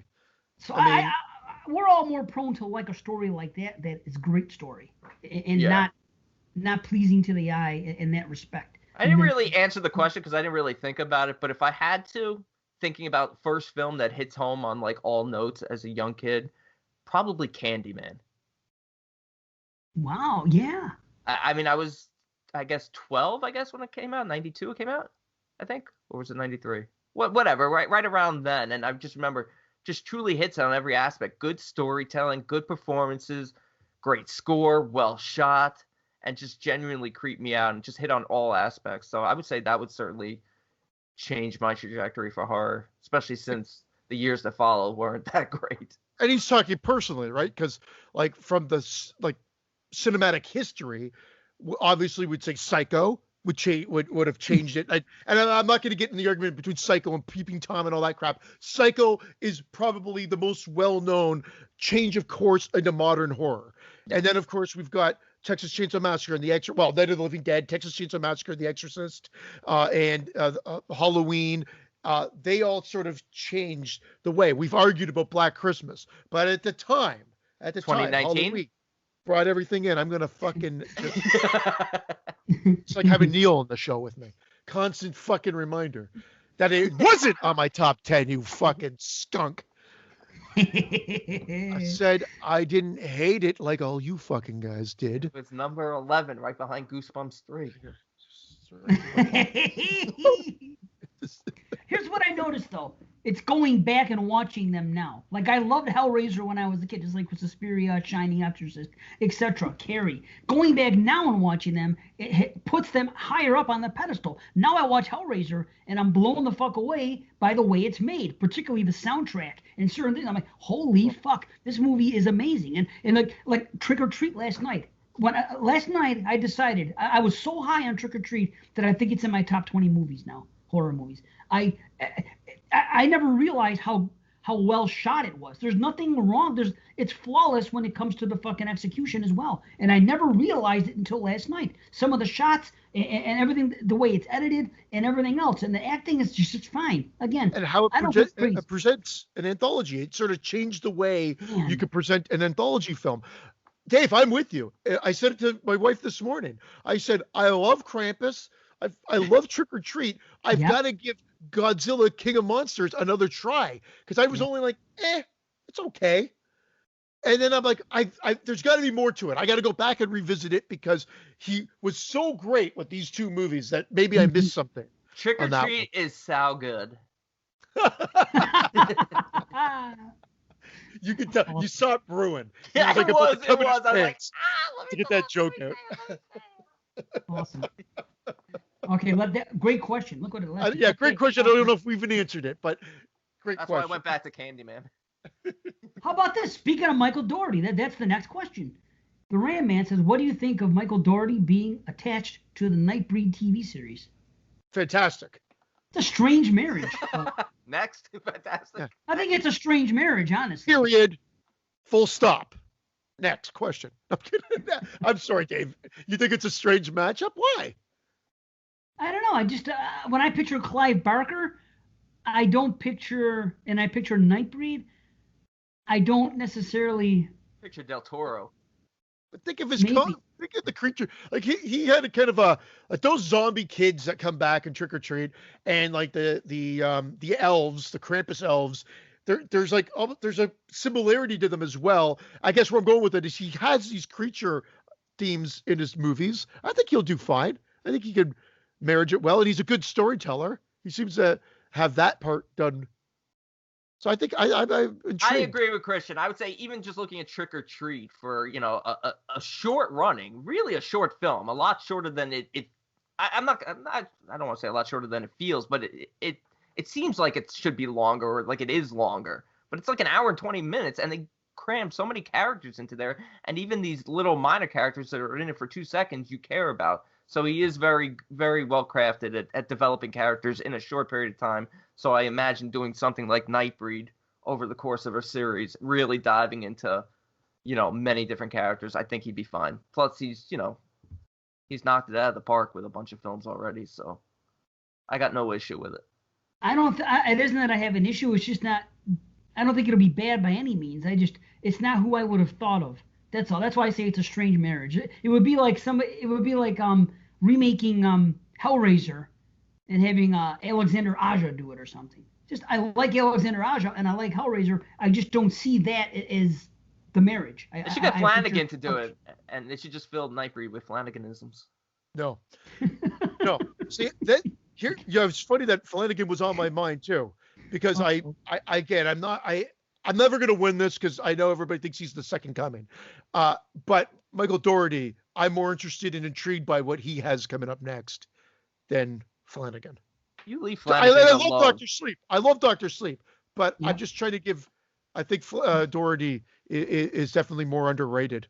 Why don't we put that conversation to sleep, Dr. Sleep? It's my only wish. All right. Next question. Sean says, what's your favorite DVD audio commentary? Man, I haven't watched enough. I keep saying I'm going to set aside a month and just fucking watch commentaries that month. But I can't do it. It's hard. But from just a total entertainment factor, one that stood out to me, it's going to be a weird one, is Friday the 13th, Part 5, A New Beginning, with when Danny was alive and on it. I couldn't believe it because there was no political correctness. Right. And what's his name was cool as fuck. Tom, or not Tom. The kid that played Tommy, who we heard was like a born-again Christian and everything else. And he's on it, and you're just like, oh my God, this is not going to go well. And for whatever reason, it's fully entertaining, except if you're a new, like, if anything offends you, don't listen to it because you will be offended because there's no political correctness there. But that was what was so refreshing about it, in my opinion. And it was just enjoyable. And I was like, holy fuck, this is a lot of fun. And I laughed a lot. The commentary for The Lodge is great. It's just two guys sleeping. I'll give you that. I'll give you that on The Lighthouse. And I like The Lighthouse. I'll give you that. Oh, The Lighthouse. The Lodge. Good Lord. Why is everyone a born-again Christian? Why can't we get a born-again Dave Z? No. He already has the cult.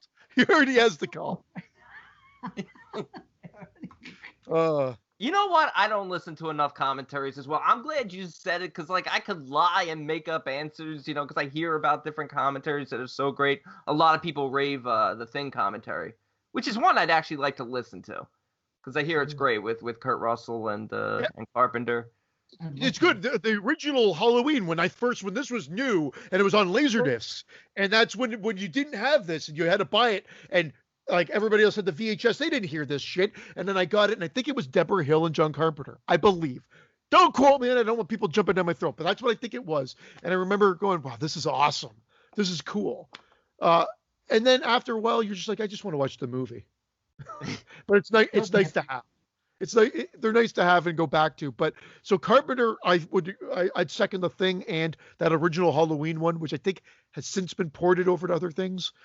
But there's one with Jamie Lee Curtis too now, but they're in different rooms. They're not sitting in the room together. But it's still good. Oh, it's a COVID commentary. I think there is another one with them in the room together as well. Because I remember her talking to John. She goes, "Oh, John, I love this." So maybe they were.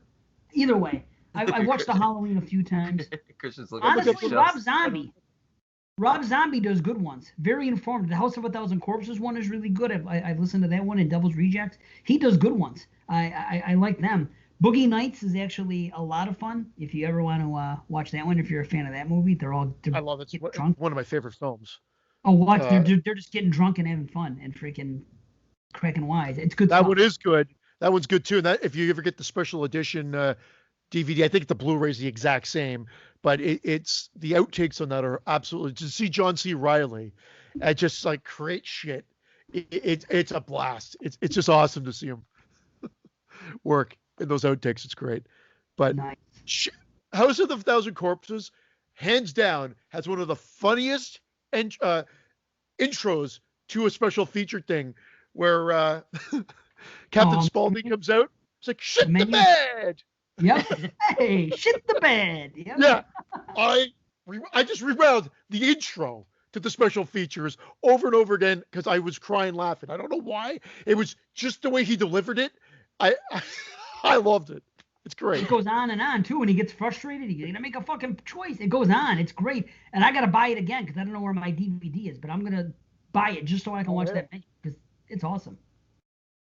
Nice. But yeah, if you like, there are some good ones that really get into the filmmaking, which I actually do appreciate as well. So like, I think some of the other ones, and then there's directors that just don't like doing commentaries. Quentin Tarantino, I don't think does a commentary of his films. I'm almost positive he does not do director's commentaries. Yeah, we probably know about it. I'd like to see some Eli Roth ones, honestly. I've heard they're pretty commentary. Oh, they talk about pretentious. So fucking, you would think I watched The Shining and The Exorcist ones because of how much I love the movies. I'll tell you what, The Shining one, it's not Stanley Kubrick. it's Vivian Kubrick or something, and it's just and The Exorcist, it's what's his name? It's Friedkin, and it's honestly. Yeah, fuck me. This is the worst commentary I've ever heard in my life. Actually, it's Pazuzu and Hagazuzu. Fuck me.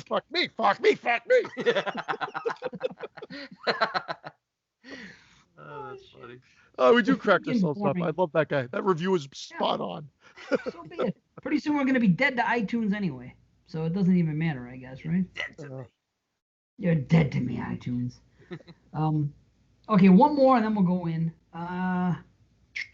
Oh, I will say this: I really can't wait to watch the fucking Amy Steele for part 2. I can't wait to watch that commentary, but I'll get back to you after I do watch it, because at least we get that, since we can't get a decent interview with the girl, and we can't get her. I'm so mad. This guy was a big shot. Oh, I'm the real deal. I can get Kane Hodder and this and that and fucking all these guys. CJ Graham. Okay, you're such a big deal. What about Amy Steele? That's who I want. Oh, no, I don't have her. Get the fuck out of here. Anyway. Okay. What he's talking about right now?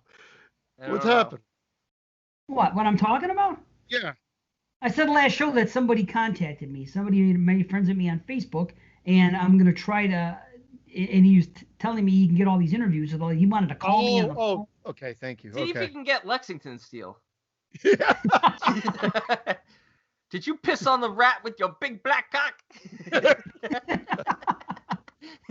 Next question. Don't even get me started. Don't even get me started on this. Okay. Okay, George. Last question for now. Here's a serious one I'd like to hear you guys contemplate. You can give either 2020 John Carpenter or 2020 Dario Argento a $10 million budget and complete creative control to make a film. Which oldest dirt past his prime maestro do you greenlight? Argento. I said this. We had the question earlier. I think I would have to follow my heart and give it to Carpenter.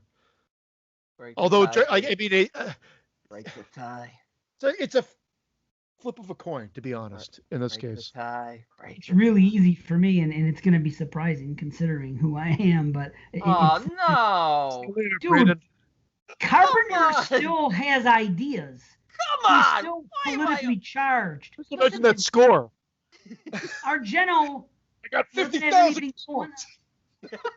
I picture sausages hanging. You look like Freddy got fingered there. Daddy, would you like some sausage? Daddy, would you like some sausage?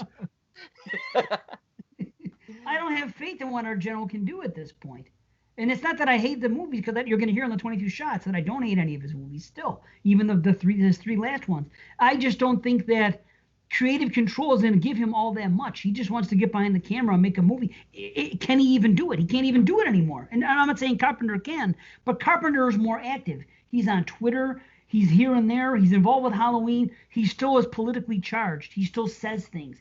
He's a guy that always has a bug up his ass and he has something to say. That's why I want to still hear what he has to say. It's going to be more interesting than Argento doing something like. When's the last time he tried to actually get creative? Was Mother of Tears, which is fine. But think about it. Those other movies aren't really creative. You know what I mean? Do you like a Hitchcock? He even criticized it, didn't understand fucking the remake. I mean, how do you criticize the Suspiria remake just because, you weren't hired as a consultate and this is, how do you watch that movie? And I don't know. I just don't think that at this age he has the passion. Me, her both. You know what? I changed my mind. I'm giving my $10 million to Yui Bowl. Yeah. Carpenter. What if the movie is Ghost of Mars 2? I don't care. Carpenter! Carpenter has passion still and something to say, I believe, where I don't think Dario does. And I hate to say it, but I just don't think. I think he'd just be going through the motions at this point. Dario. It's me. It's Dario. Super Dario brothers. Argento's movies. I didn't find what I said funny. I'm just laughing because Christian's. Oh, because it's hilarious. I'd give the $10 million for that. For Super Dario brothers. With Bob Hoskins and Dario Argento teaming up. Take my dad. She's naked. Argento requires too much. Top of his game, Argento requires too much dedication that a guy in his 80s just can't give. I just can't see it. Like, if you think of top-notch Argento, it's too much visually and everything else and everything. It's too much that he can't do it at this age. I just don't see it. Where Carpenter, just with what he has to say, is enough. Like, you know what I mean? I didn't contemplate it deep enough. I just thought, man, I really would like to see a $10 million Argento film right now. But you're right. Yeah. I mean, I know what you're saying. The Mantis would look better. Maybe that praying Mantis, if he had $10 million, would look better than that piece of shit one that they put. That fucking PlayStation 1 graphic that we had in Dracula. You're right. It just looked like PlayStation 1 in fucking 2015, whatever the fuck year it was. I'm dying. Okay, we better get to the movies, and we're gonna come back, and we just got a couple MFKs and a couple others, and that'll be that. So what's next, E? Next up, from 1985, Tom Holland written and directed Fright Night. A teenager discovers that the newcomer in his neighborhood is a vampire, so he turns to an actor in a television horror show for help dealing with the undead. Now, Dave, Dave's got me scared about this. I know, I agree, man, and here's the reason. I know how Brandon feels about this film. I think Brandon knows how I feel about the film. This is a personal favorite of mine. I've always loved it. I mean, I used to look at this film as like, I don't know if the effects have aged as well, but I used to love the special effects and makeup in this movie. Oh, I think they've aged beautifully. I think they're still... Some of them, there's a little bit of just joined in the, I think it might have been the editor that maybe took some of the fun out of it, but because I like most of them, but that, especially Amanda Bursa's elongated smile at the end is beautiful. Oh, that's amazing. Terrifying. It's terrifying.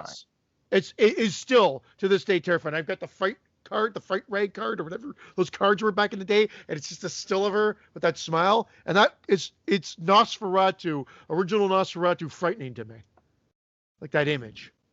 Wow. And nice. The movie itself, we're talking about comedy horror, here's where it works, in my opinion. From the opening, when you're watching the TV and you see Peter Vincent like chasing the vampire and he's got the stake backwards. Yeah. Even just little things. That. Yeah, wow. I didn't even notice he's got the stake part pointing at him and he's like, "Be gone, creature of the night." He uses that whole reference. And this is how I like Tom Holland, not in a Hatchet movie. I like him behind the camera, directing, and he does a great job here. And I got to be honest, like that whole homage, just a love to like the Hammer movies and that like filmmaking and it's past and forgotten and slashers have taken over. It's funny that it's funny that the line bothers me. He's like, all your generation seems to want is killers wearing ski masks hacking up young virgins. And I'm like, well, that's not right. It's actually the virgin. I just, it's always bothered me, that line, but it's still funny. I laugh, but I'm like, but it's wrong. Yes, it is, but yeah.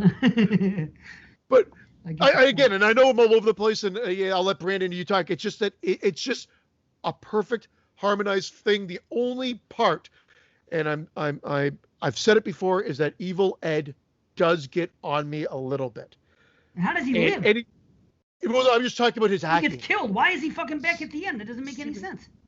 Here's why he lives at the end. Because he wasn't staked in the heart, and he removed the stake before he left. He removed the banister thing before he left. So when the curse was broken, the curse was lifted, they lived. When you kill the head vampire, they all die.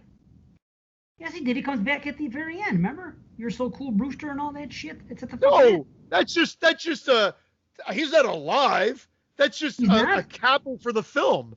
That's just like you're so cool, voice. Brewster. It's a callback to the earlier thing. But it's a different voice. It's in a vampire voice now. It's fucking he's a vampire now. It's not the same "you're so cool" Brewster that he said earlier. I have never taken that. I thought it was like a exclamation mark, like almost callback to his famous line, like, "Oh, you're so cool." Well, look, he thinks he's alive.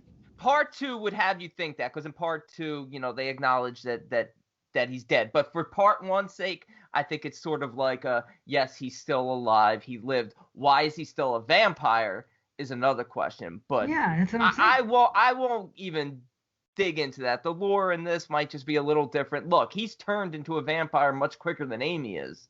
Yeah. He's turned into a vampire, and he's at Peter Vincent's house 2 seconds after he's turned. Whereas it's like a zombie, right? Like you could argue, like, what's the time frame to? Well, yeah. Well, why is Billy an undead? He's not even a vampire. He's like an undead thing that turns to goo. Like there's a little bit of like inconsistency with what they are, but I don't mind it because the effects are so cool.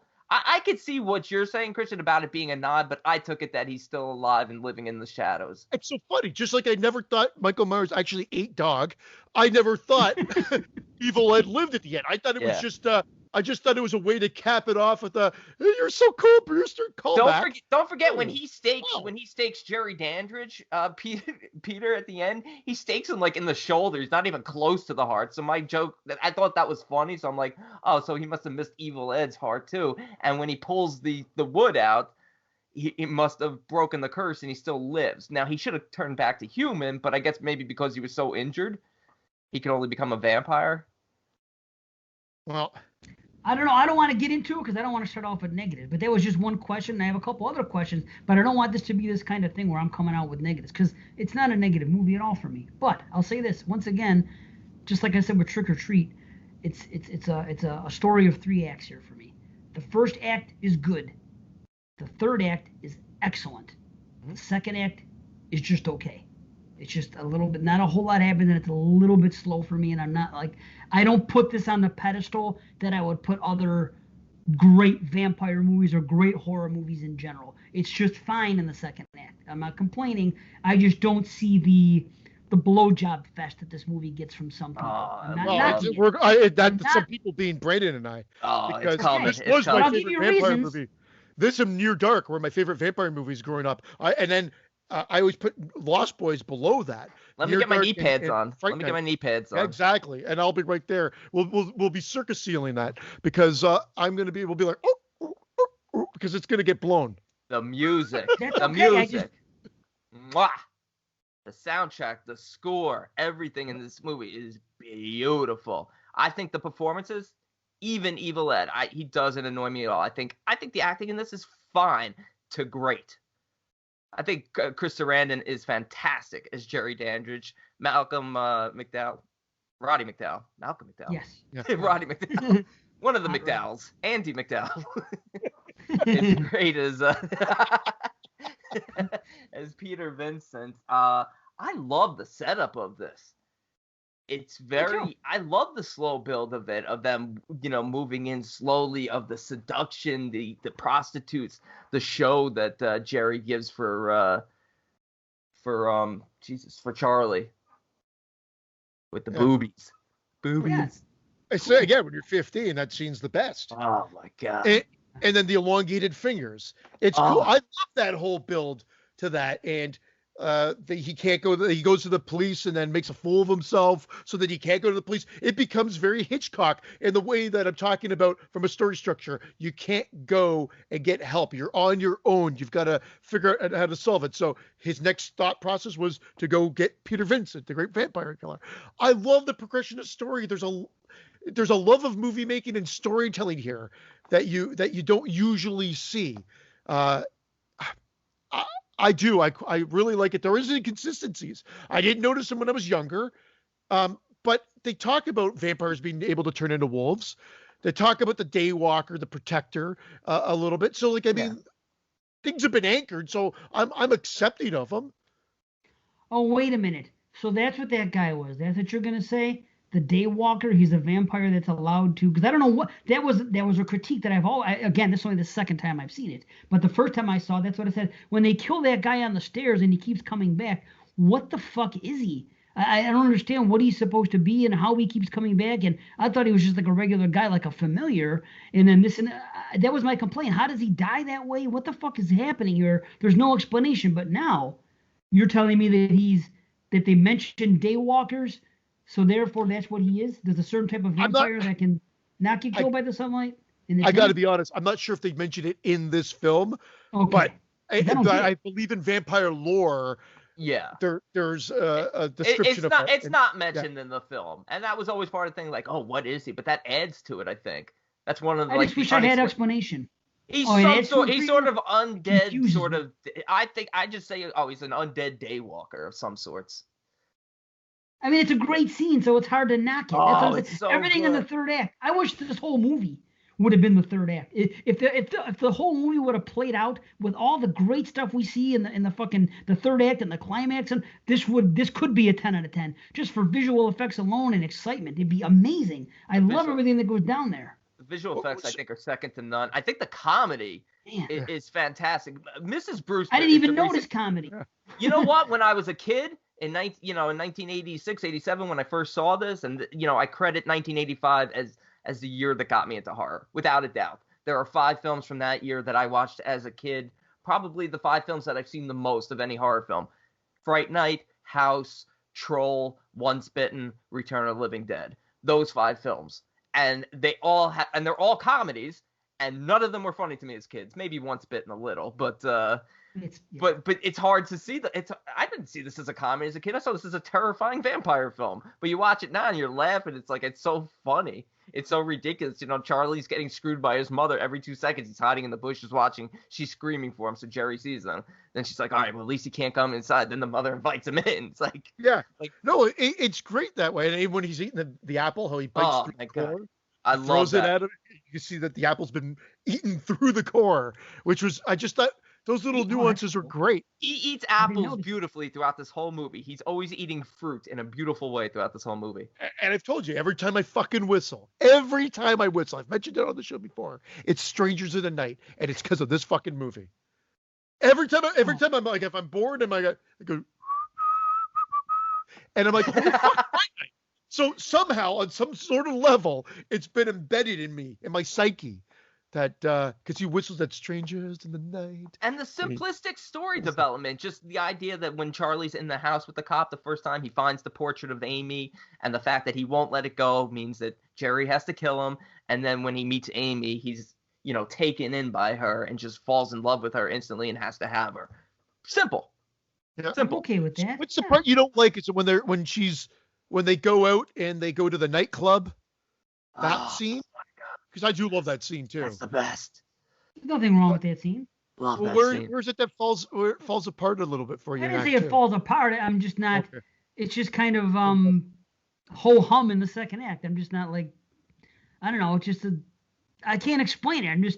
I just fall out of it a little bit. It's just not as intriguing. Like the first act is great. It's all the mystery of this and that. Once we know what we know, I guess the stuff with the party, I don't dislike it, but it doesn't necessarily do anything for me and everything else. That's one of my favorites. One of my favorite scenes in the whole movie, the seduction of Amy and just sort of cool.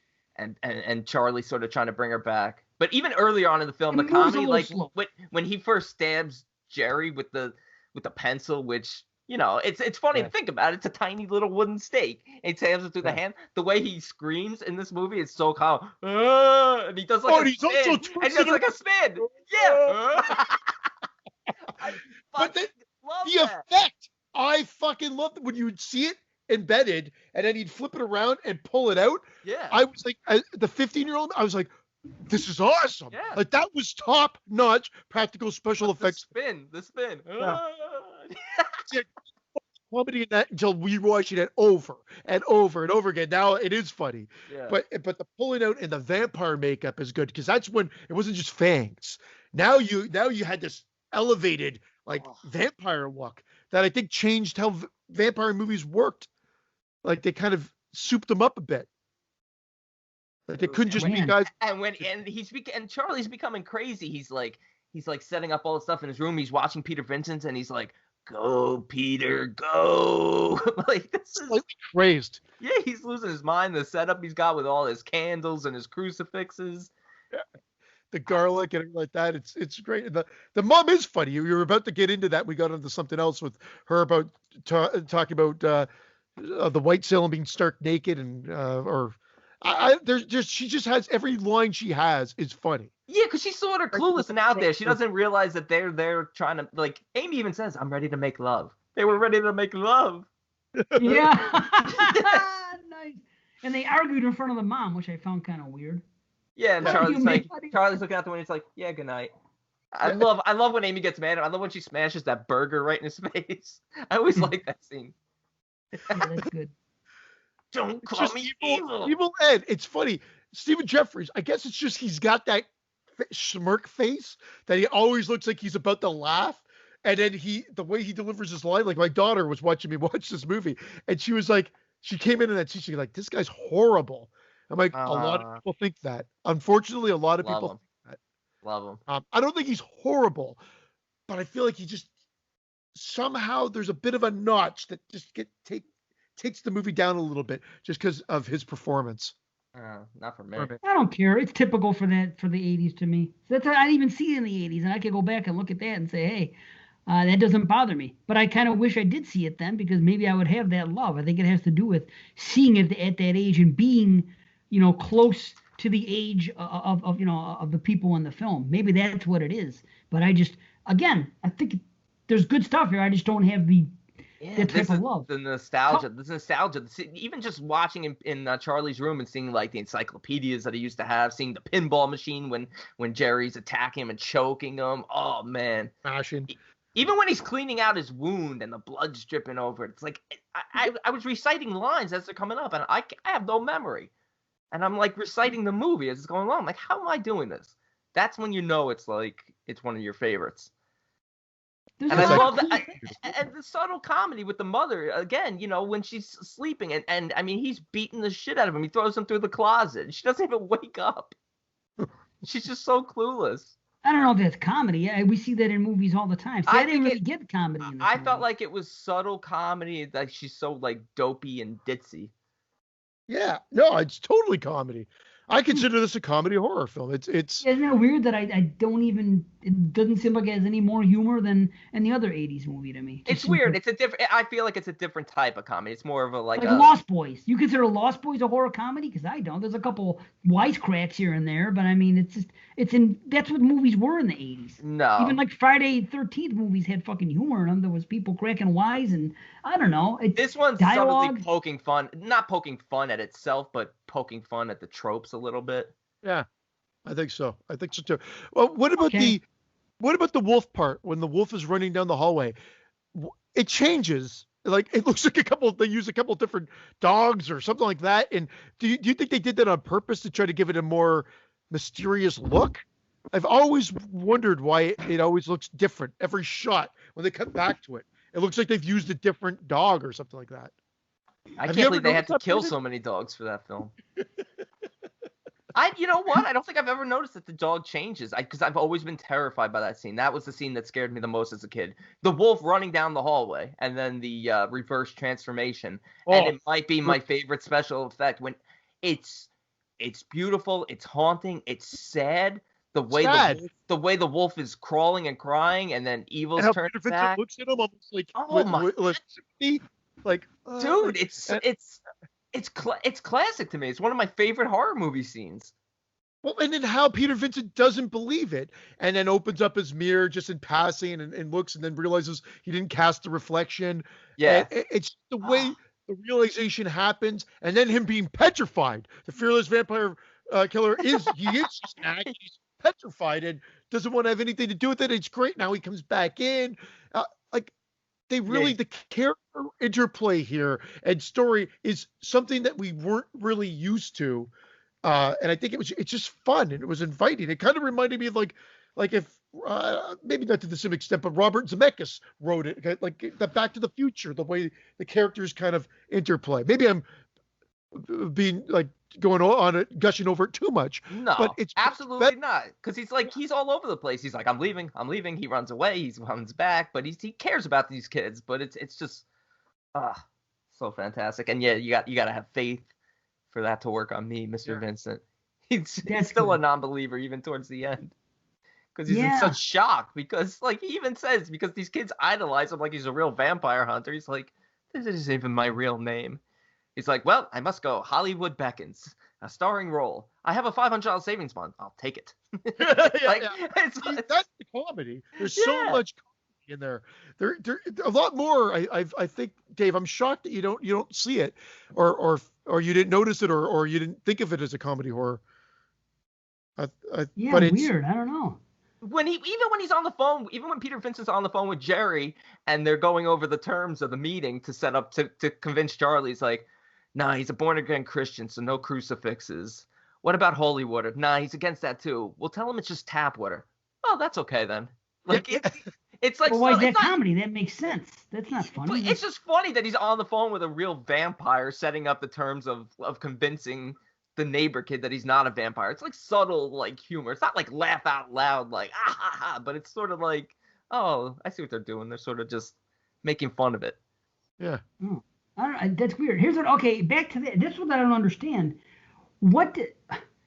when they made that phone call, what were they asking him to do? That's what I rewound that scene because I didn't quite get what they were getting at. We had Peter Vincent call the vampire.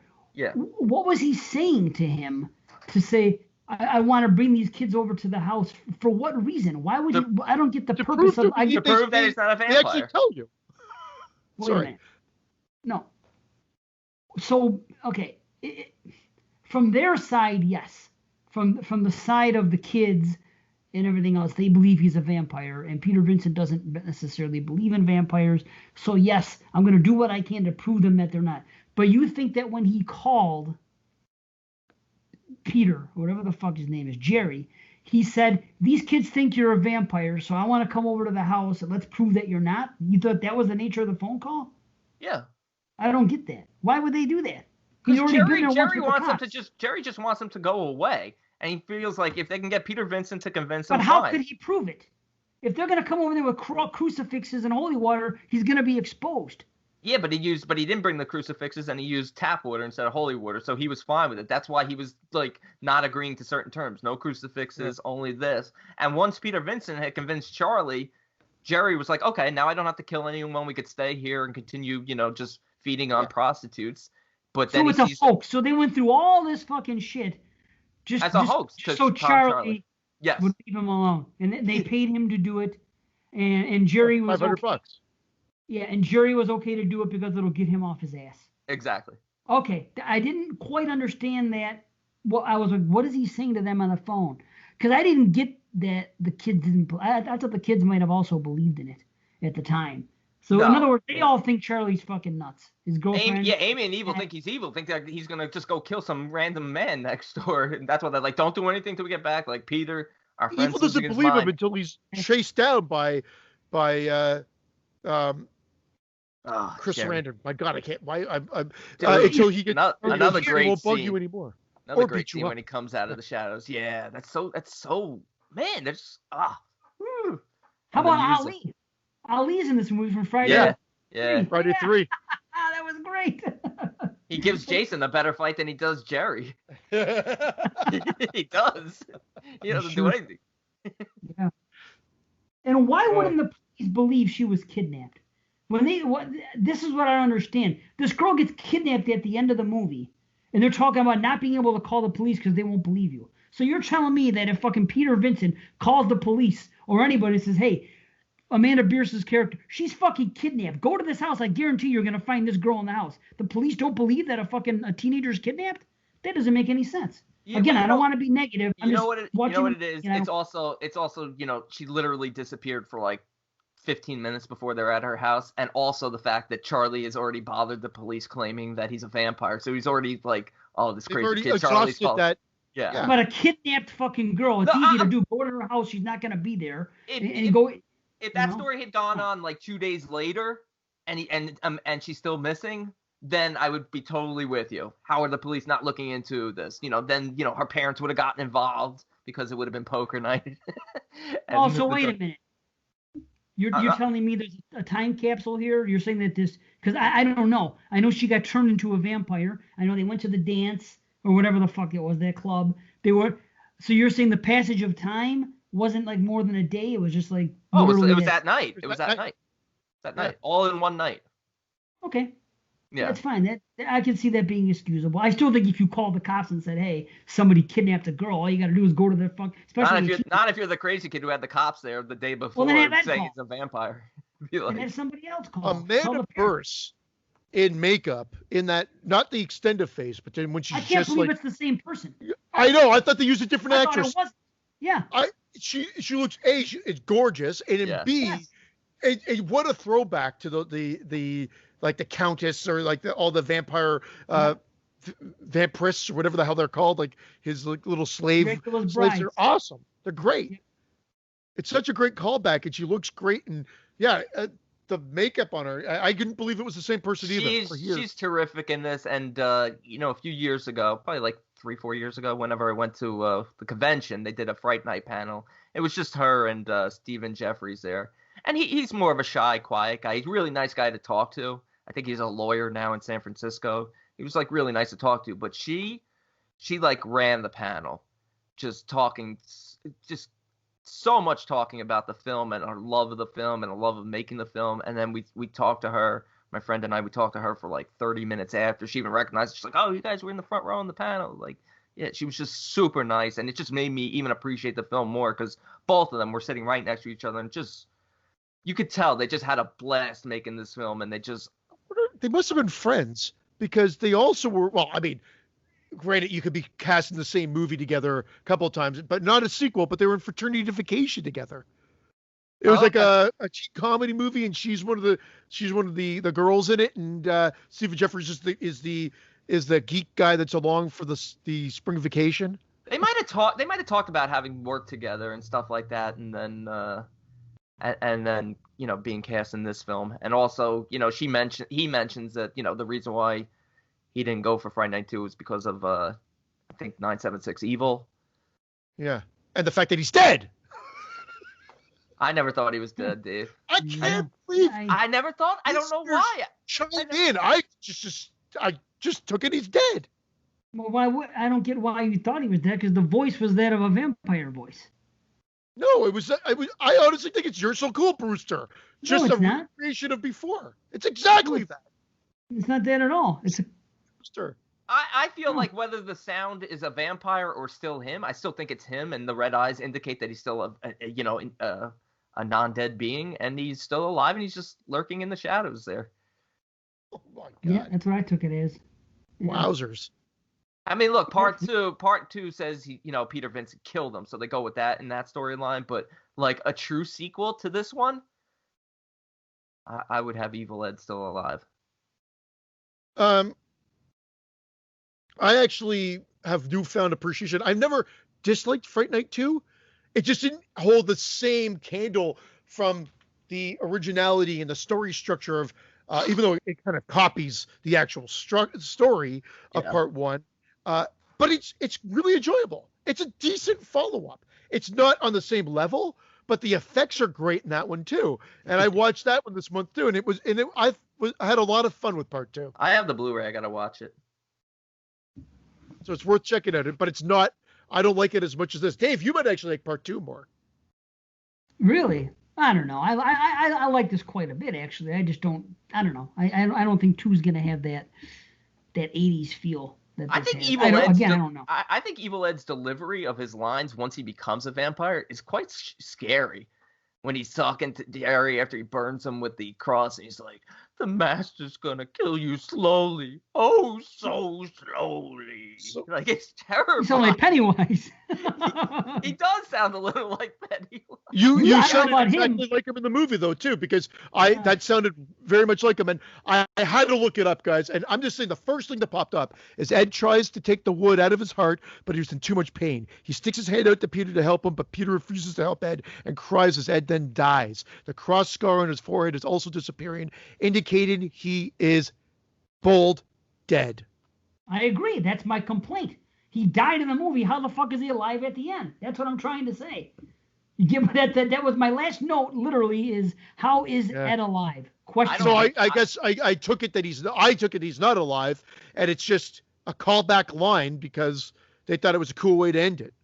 You guys have seen the movie much more than I have. He reached out to Peter to remove the stake to help him. So when Peter takes out the stake at the end, I feel like Ed was really hurt, but I don't feel like he was dead. I never felt that way. Huh. I'm fine with it either way, but I always felt like he was alive and lurking in the shadows. But I mean, if he was dead and that end is just sort of like a nod to the famous line, I'm fine with that too. But I still think he's alive at the end, in my opinion. And I love the movie either way. Well, that's fine. I just, whatever. I didn't get it. But his dinner is in the oven. Roar! And then Peter's like, what is with that red mop top though? I always thought that was the weirdest fucking. Like it's like a red. Oh, Raggedy Ann. It's Raggedy Ann. It's terrifying. As a kid, it's terrifying. Watching it now, I'm laughing, especially when he goes roar, and Peter's like, ah, and he runs out the room. That's my favorite part of his dinner. I don't even know what the fuck that is. The scene when Peter, when they're at Dandridge's house and Dandridge knocks Charlie out, Vincent runs out the front door and runs across the street to get Mrs. Brewster, but she's at work, so he goes up to the bedroom because he thinks that's her, and it's Evil Ed in the bed. Right. He's like, "What have you done with Mrs. Brewster? Apparently she works nights. She even left a note. His dinner is in the oven." And then he runs out of the room, and then he trips, and then the wolf comes out. Oh, okay. Interesting. All right. Did you guys realize that when he had that cross burn in his head that way? I just happened to watch this movie for the first time last week. That's straight ripped from fucking Horror of Dracula, also known as Dracula, the first Hammer Dracula movie. Yeah. Yeah, I was like, wow, because it happened in that one. I watched Fright Night first, and then I watched Horror of Dracula like 2 days ago. I believe they show Horror of Dracula playing in the background in one of the scenes, don't they? I wonder. I don't know. Yeah, Christopher Lee. One of Christopher Lee's Dracula films is playing in the background. There's another scene where children shouldn't play with dead things is playing in the background. Oh, there's a lot of Easter eggs that way. I think that's what I said. It's a love note to the old style horror film. I can see because you really didn't have vampires like in modern cinema at that particular point in time. No, not many. We had Lost Boys. We had this. No, that came out 2 years later. Near Dark. Near Dark came out the year after. Vamp came out the year after or whatever. Like nothing had come out at that point. It was kind of like what the funniest part of American Werewolf in London and The Howling coming out the same year. There was really nothing leading up to that for the longest time. And then the two modern vampire or werewolf movies came out in 1981. And I guess, Fright Night took maybe a note from both of those and kind of took the Easter egg kind of homage style of the Howling and some of the comedic elements of American Werewolf and then just matched them together for Fright Night. Perfectly. And what effects. That werewolf scene. Oh my God. Those effects. Yeah, it's great. I mean, yeah, you can I don't get it. I don't get why he's a wolf. Well, it's just one of those things that they can turn into. They talk about lore. They could turn into wolves. They could turn into many different things. In this movie, they mention it? No, again, it's just in vampire lore if you read Dracula. But if you don't understand. If this is the first fucking vampire movie we've seen, when you think about vampires, you think about Dracula. At this point, as a person in 1985 watching this movie, at least that's what I'd be, especially as a young man, as a young boy watching this fucking movie. I'm thinking vampires are vampires. So even last night I'm watching this, I'm like, why is this one a wolf? Why is it? But I still give it props. My mind at the end was like, oh, cool, he's a wolf. Like that was how I was back in the day. This is what my note is. Wolf is a vampire, ? Followed by -- cool scene though. So I still think it's cool. I still like it, but I'm still like, but why? You know what I mean? I wish they would have explained that. I've looked it up. I've looked it up because I've seen this movie a million times and because I've wondered as I got older. Because when I was younger, I was like, oh yeah, cool, he's a werewolf. Whereas now I'm like, no, he's not. He was a vampire, but vampires within the lore of this film and within lore that you can read about can turn into other animals and other shapes. Except I just wish they would have explained it in this movie. So as you're watching it, you don't have to like. Yeah, I know. It's just I guess it's a werewolf now. You know what I mean? And I'm a seasoned fucking watcher of these kind of movies. And then all of a sudden it's a vampire movie. And all of a sudden this guy's a werewolf for some reason. And then at the end that guy's like a zombie or some fucking supernatural. We needed you to see this 35 years ago. I know. I'm sure I would have questioned it then. Aww. I would have questioned it then too. I know. Well, why? Again, I'm not knocking it. I'm just telling you I have to watch the movie objectively and say this is what I like and this is what I wish they did a better job with. That's all there is to it, But I did enjoy it. Billy Cole getting killed, that effect.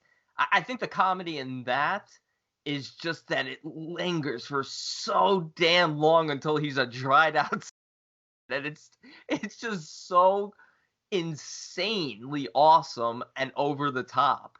But I fucking love it. That goo, the melting. When his hand just starts drooping down. And the way he's screaming. Again, I said this movie, I was like, at the time, it just hit everything for me because it had the gore. It had that shot of the girl naked at the beginning. It had vampires and it had comedy and it had characters that I could relate to.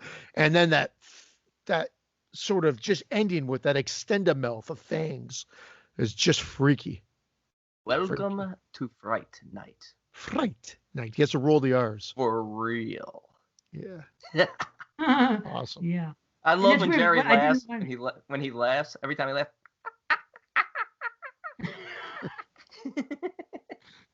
It's beautiful. Awesome. I just think the biggest critique I have the only critique I have of this film is if you're a vampire and you're gonna sleep in the basement, buy a fucking house without 10,000 windows in the basement. I mean, great. Well, they were breaking all of them, all the ones that Billy was painting black at the beginning of the film. Yeah. I love the scene where they're at the house early on, when they're all at the house, when he's proven that he's not a vampire, and Billy keeps trapping Charlie in the room and just tormenting him. You see in the background, he's like trying to intimidate him. What's in the basement, Charlie? Yeah. Yeah. Hey kid. Oh. Hey kid, what are you doing? Yeah. Oh, good stuff, man. The bat creature.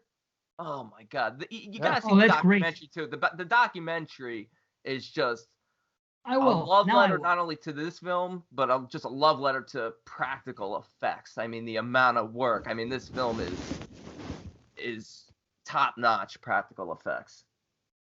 The reason why people hate CGI, and I don't hate CGI. I'm not one of these. I'm not one of these. I hate anything that's CGI. But man, this is a love letter to practical effects. I'm so happy. My daughter's all about fucking gore now. She's obsessed with it all of a sudden, and practical effects, of course. So like even yesterday, I'm watching Creepshow, and I had to stop it. I go, stop. And I'm like, Frankie, I go, come back. I'll wait for you. You got to see this. You got to see the scene when Fluffy bites into the guy and rips his head and this and that and scratch. She goes, oh, she goes. That's why you're the best dad. You wait. You save the gore for me. So she all of a sudden has this appreciation for the gore / practical effects, because there's no gore in CGI. So this girl who's fucking 14 years old is gaining a love for old school practical effects and not CGI. So now she can differentiate. Where there was a time she didn't know the difference, and now she's like, I like that stuff. See, when I was her age, I wanted to grow up to be Tom Savini. That was my thing. I wanted to go to that school. I wanted to be an effects artist. Now she is seeing this and she's all into it. So it's exciting. You might not be an effects artist, but you are a dick like Tom Savini. Aw. Look at Christian. Christian. Sums it up.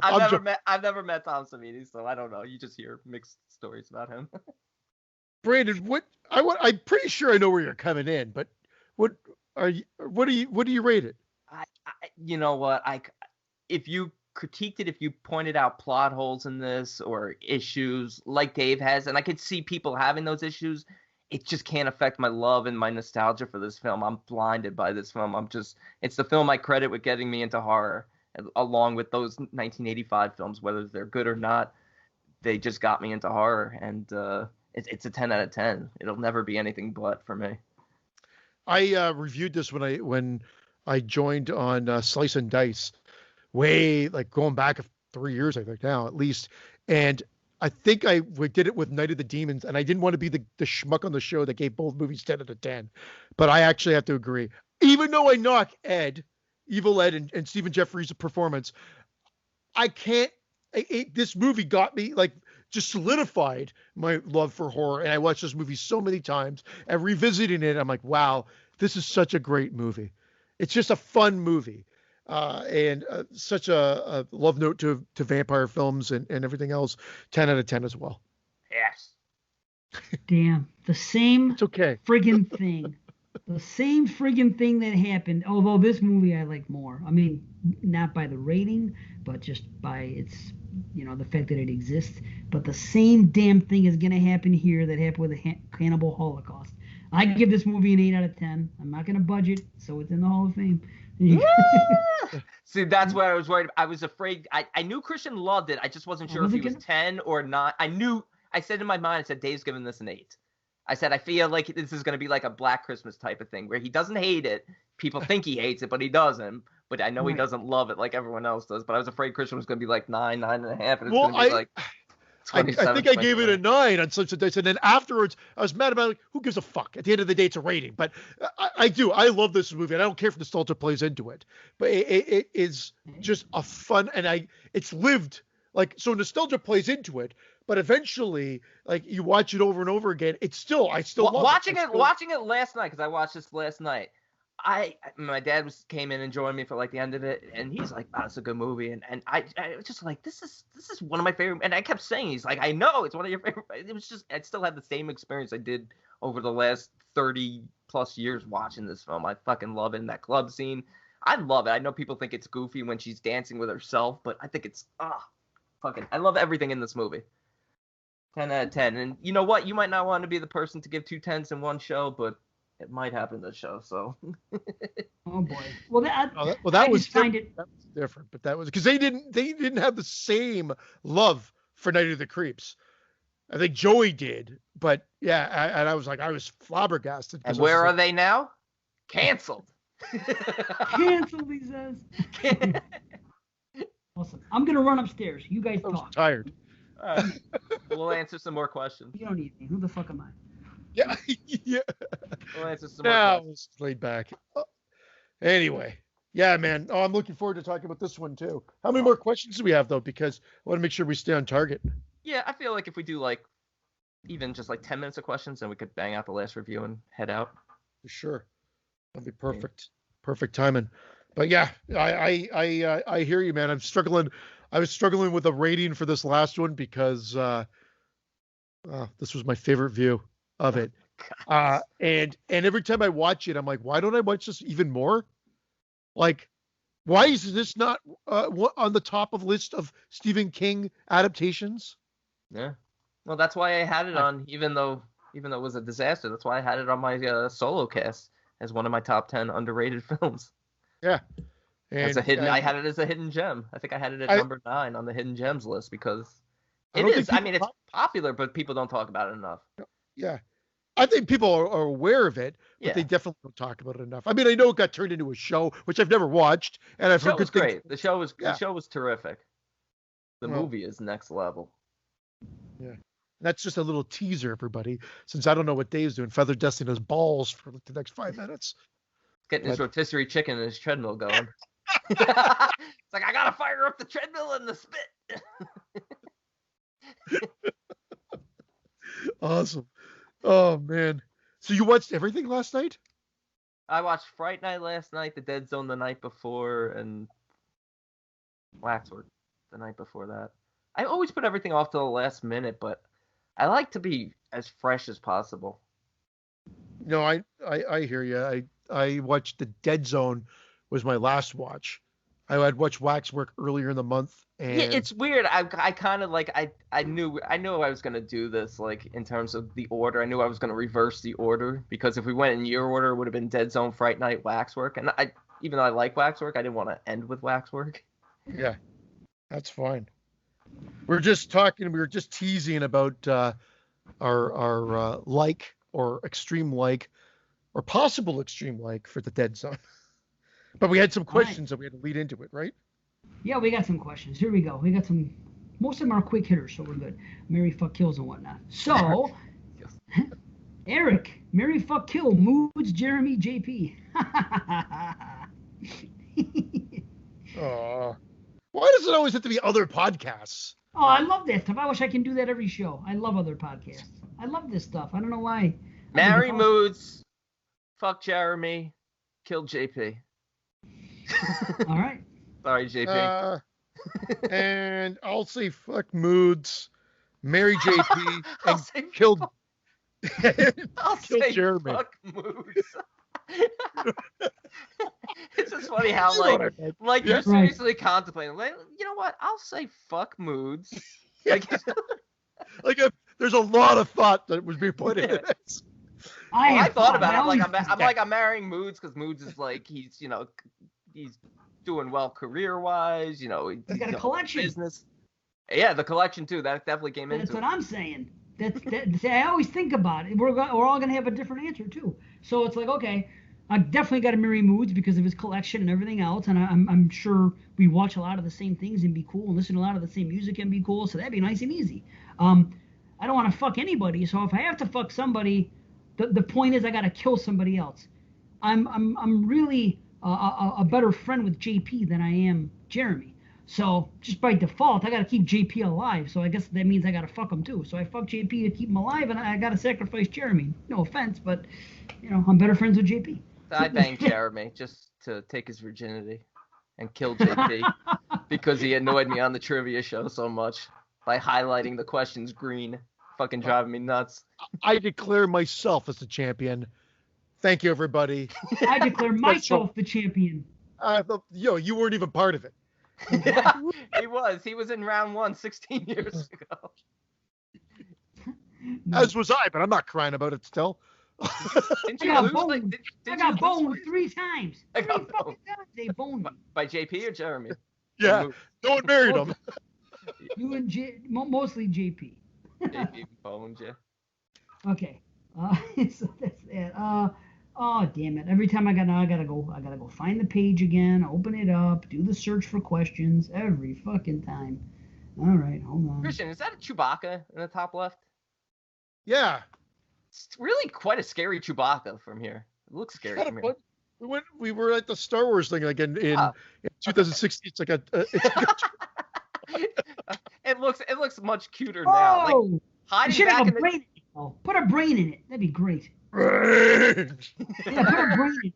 Totally. Get like a little soft brain. Dude, it looked terrifying in the back there. I don't know because of the look at it. Doesn't that look creepy back there like that? Yes, it looks like Darth Maul. It looks more like Darth Maul than Chewbacca. Wow. You know what a scary Chewbacca? A scary Chewbacca is the one that's in Poltergeist. Because remember he puts the jacket over over the clown in the bedroom when he's scared of the clown. He throws and Chewbacca's on the back of it. And somehow that Chewbacca always looks a little bit scary. I'm basically the Chewbacca of the podcast because I'm Wookiee of the Year.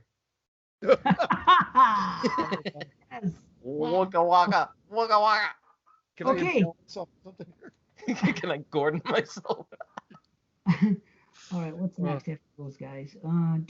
Okay, Keith, if you were to actually remake Friday the 13th with Pamela as a central character, who would you want to cast the role? Jane Lynch would be my choice. That's a good choice. We've had this discussion already, and I told you no. I go with Naomi Watts. Shut up! I'm just kidding. I hope you do, because I think it's perfect, and that was my idea. I would love that. I think if Victor Miller gets the rights, Mr. Miller, let's remake that movie, because everybody wants to do the Jason one. Everybody wants Jason. No one thinks a Pamela one could work. I think Pamela one could work. A true remake. Obviously, wouldn't be a whodunit this time. I would just change the POV, point of view of the film. I'm going to go with a crazy opinion here. One of the few people who has donned the Pamela sweater in the past and say Amy Steele should play Mrs. Voorhees. Holy shit. Wow. That is, I never even thought about that. Because I'm thinking she's too young, but then some of my things are too young. Well, my other choice, which was Jackie Weaver, she's probably too old now, but I like her as an actress. Young.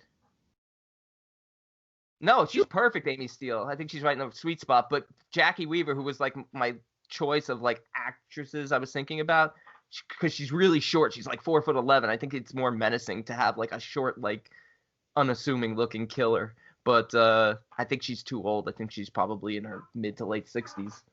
Yeah, but isn't that what Pamela was? No, isn't Pamela 50? Yeah, 50. And that's why Naomi Watts, to me. Naomi Watts, no makeup, perfect. When I watch Friday, yeah, I agree with you. I'm sorry. Keep cutting him off right as he's about to get him off. I feel so bad because although you agreed with me, you looked pissed for one split second there. So I apologize.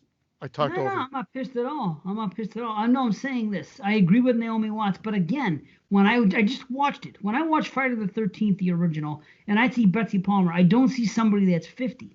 I just don't. I see somebody that's older. Like I'm fucking 48. I don't see me 2 years in the same fucking realm as fucking Betsy Palmer in that fucking You're my movie. third choice to play Mrs. Voorhees.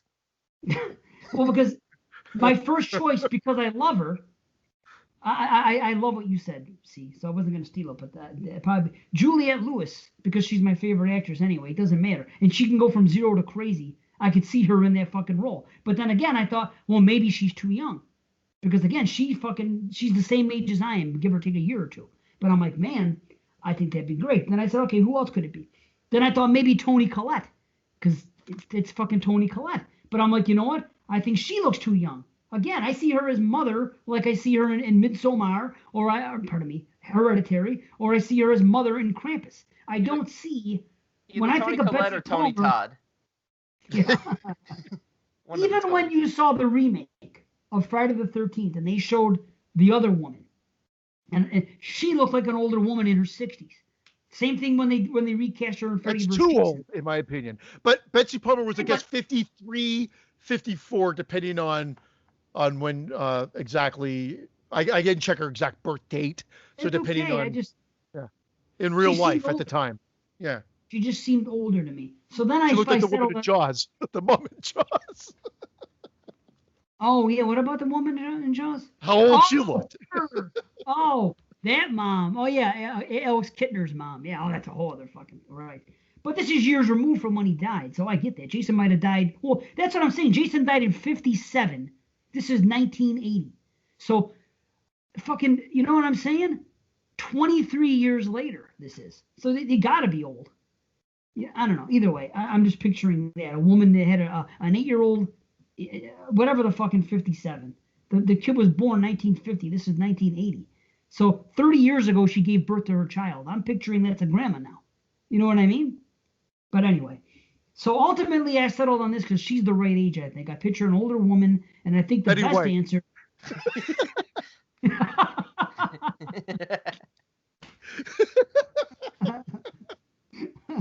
No, that's a great one though. But no, I think the perfect person to do it would be Jessica Lange.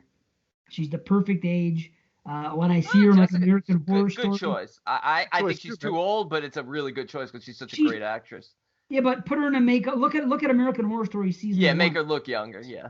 You could do it. I think she'd be great because she can. How about Pamela Springsteen as Pamela season Voorhees? What? Sorry, we both talked over each other. Did you say look at American Horror Story season 1? I did. Wasn't that 10 years ago? Yeah, but she was still older then but too. She could go back to that look. But I'm saying she was the mother of a special needs child in that movie, and the mother she went crazy about her children. That's all I'm saying. I that's what I was pulling it from, her performance in that one. No, and I think that's where I agree with you because I remember that, and you're right. I think there are some similarities there to the old. Mrs. And I said Voorhees. bring back Pamela Springsteen as Pamela Voorhees and just change it from Camp Crystal Lake to Camp Arawak. That'd be cool. Fuck. Okay. And instead of Jason, it's TC is her son. Or TP. TP? TC? TC. TC. All right. Here's Dave Parker again. Marry, fuck, kill. Burt Reynolds, Tom Selleck, Sam Elliott. Oh, shit. I'd marry Tom Selleck, I'd fuck Sam Elliott, and I'd kill Burt Reynolds. Wow. If Burt Reynolds were alive, I would marry him. I'd marry Burt Reynolds because he's cool. It'd be cool to hang out with. He's probably got the Beat most. the fuck out of you. That's why I'm killing him. I'm going with He Selleck. beats women? Well, that was Lonnie Anderson. Wasn't that the big controversy? Yeah, but Lonnie had it coming. She tried to scare Loomis. Get out of there, Lonnie Anderson. That house, Lonnie! Bert, no! Bert! Can you make you gotta be able to put a clip together of that. Get your ass away from there. That's awesome. You gotta put together some soundbite of that, Christian. God. I'd fuck Sam Elliott. Because I think I like him. He's cooler. I like him more than Tom Selleck. So I had to kill Tom Selleck. So there you go.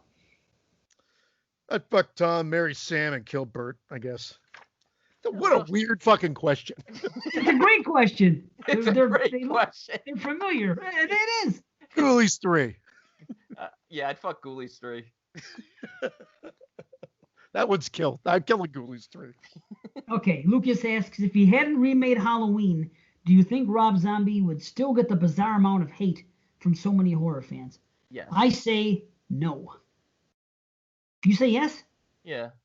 Really? I think Halloween was like the nail in the coffin for anything he did. As soon as he did that shit, and then the White Horse in part 2, I just think, and the way his characters are, I think the Halloweens were the ones, because remember, he did House of a Thousand Corpses, which was mixed, and everyone loved, for the most part, Devil's Rejects. Then, after the Halloweens came out, I think that's when everybody started fucking piling up on him. but that's me. Agreed. I agree. So I don't think he would have gotten as much hate, even though I am the lover of him out of the three of us. I watched 31 again this month. Man, everybody's wrong about that movie. It's fun. It's a fun movie. People are crazy. I would marry and then fucking kill that movie. Nice. I'll tell you what. I watched Halloween 1 and 2, Rob Zombies, to start this year off, and I came up again on Halloween. So now I have Halloween 2 at a 7.5 and Halloween 1 at 7. I enjoyed it more.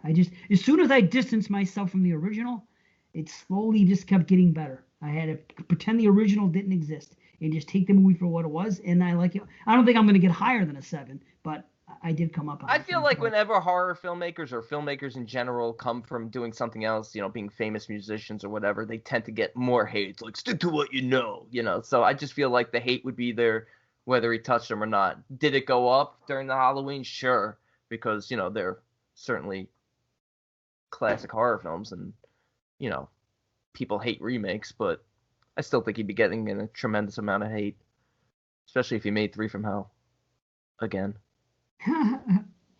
Next question. Okay, next question. Oh, well, here we go. MFK. Marry, fuck, kill, Watson. Yep. Nancy Thompson, Laurie Strode, Sidney Prescott. Well, Laurie's the fucking.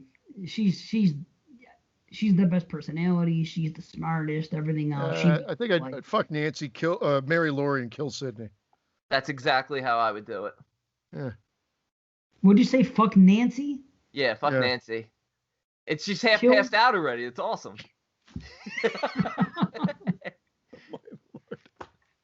With her mouth open like that. Here, take another hit in the sill, bitch. Take another hit in the sill. You won't remember this.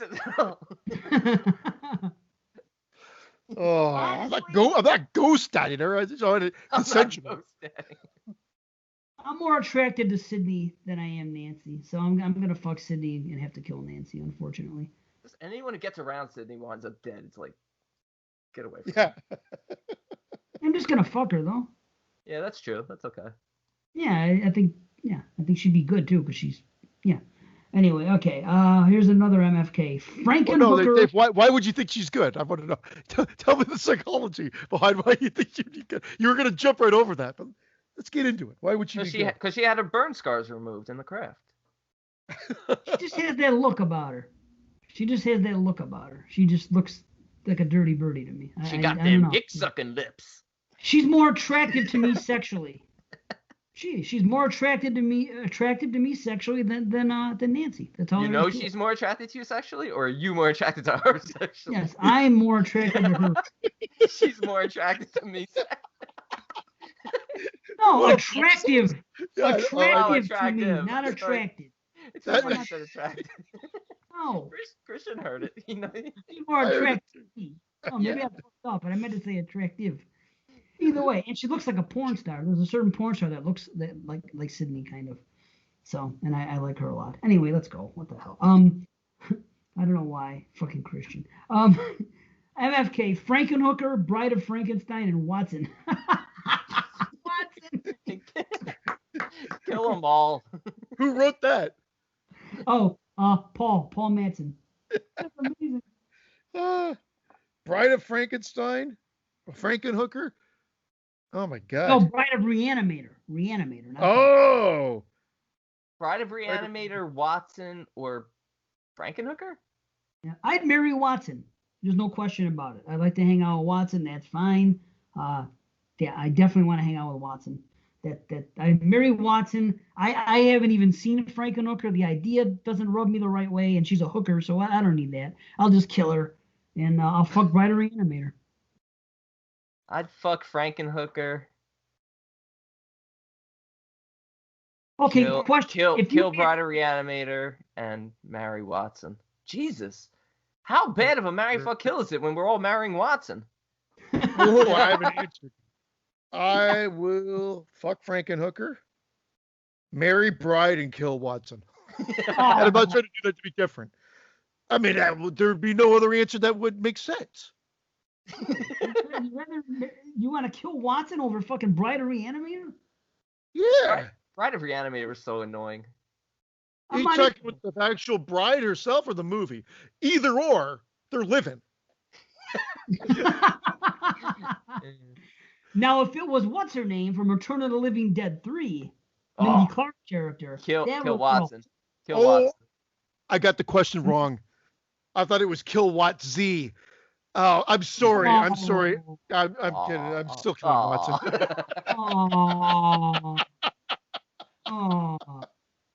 Marry, fuck, kill. Watsy, TGIF 13, or Watson?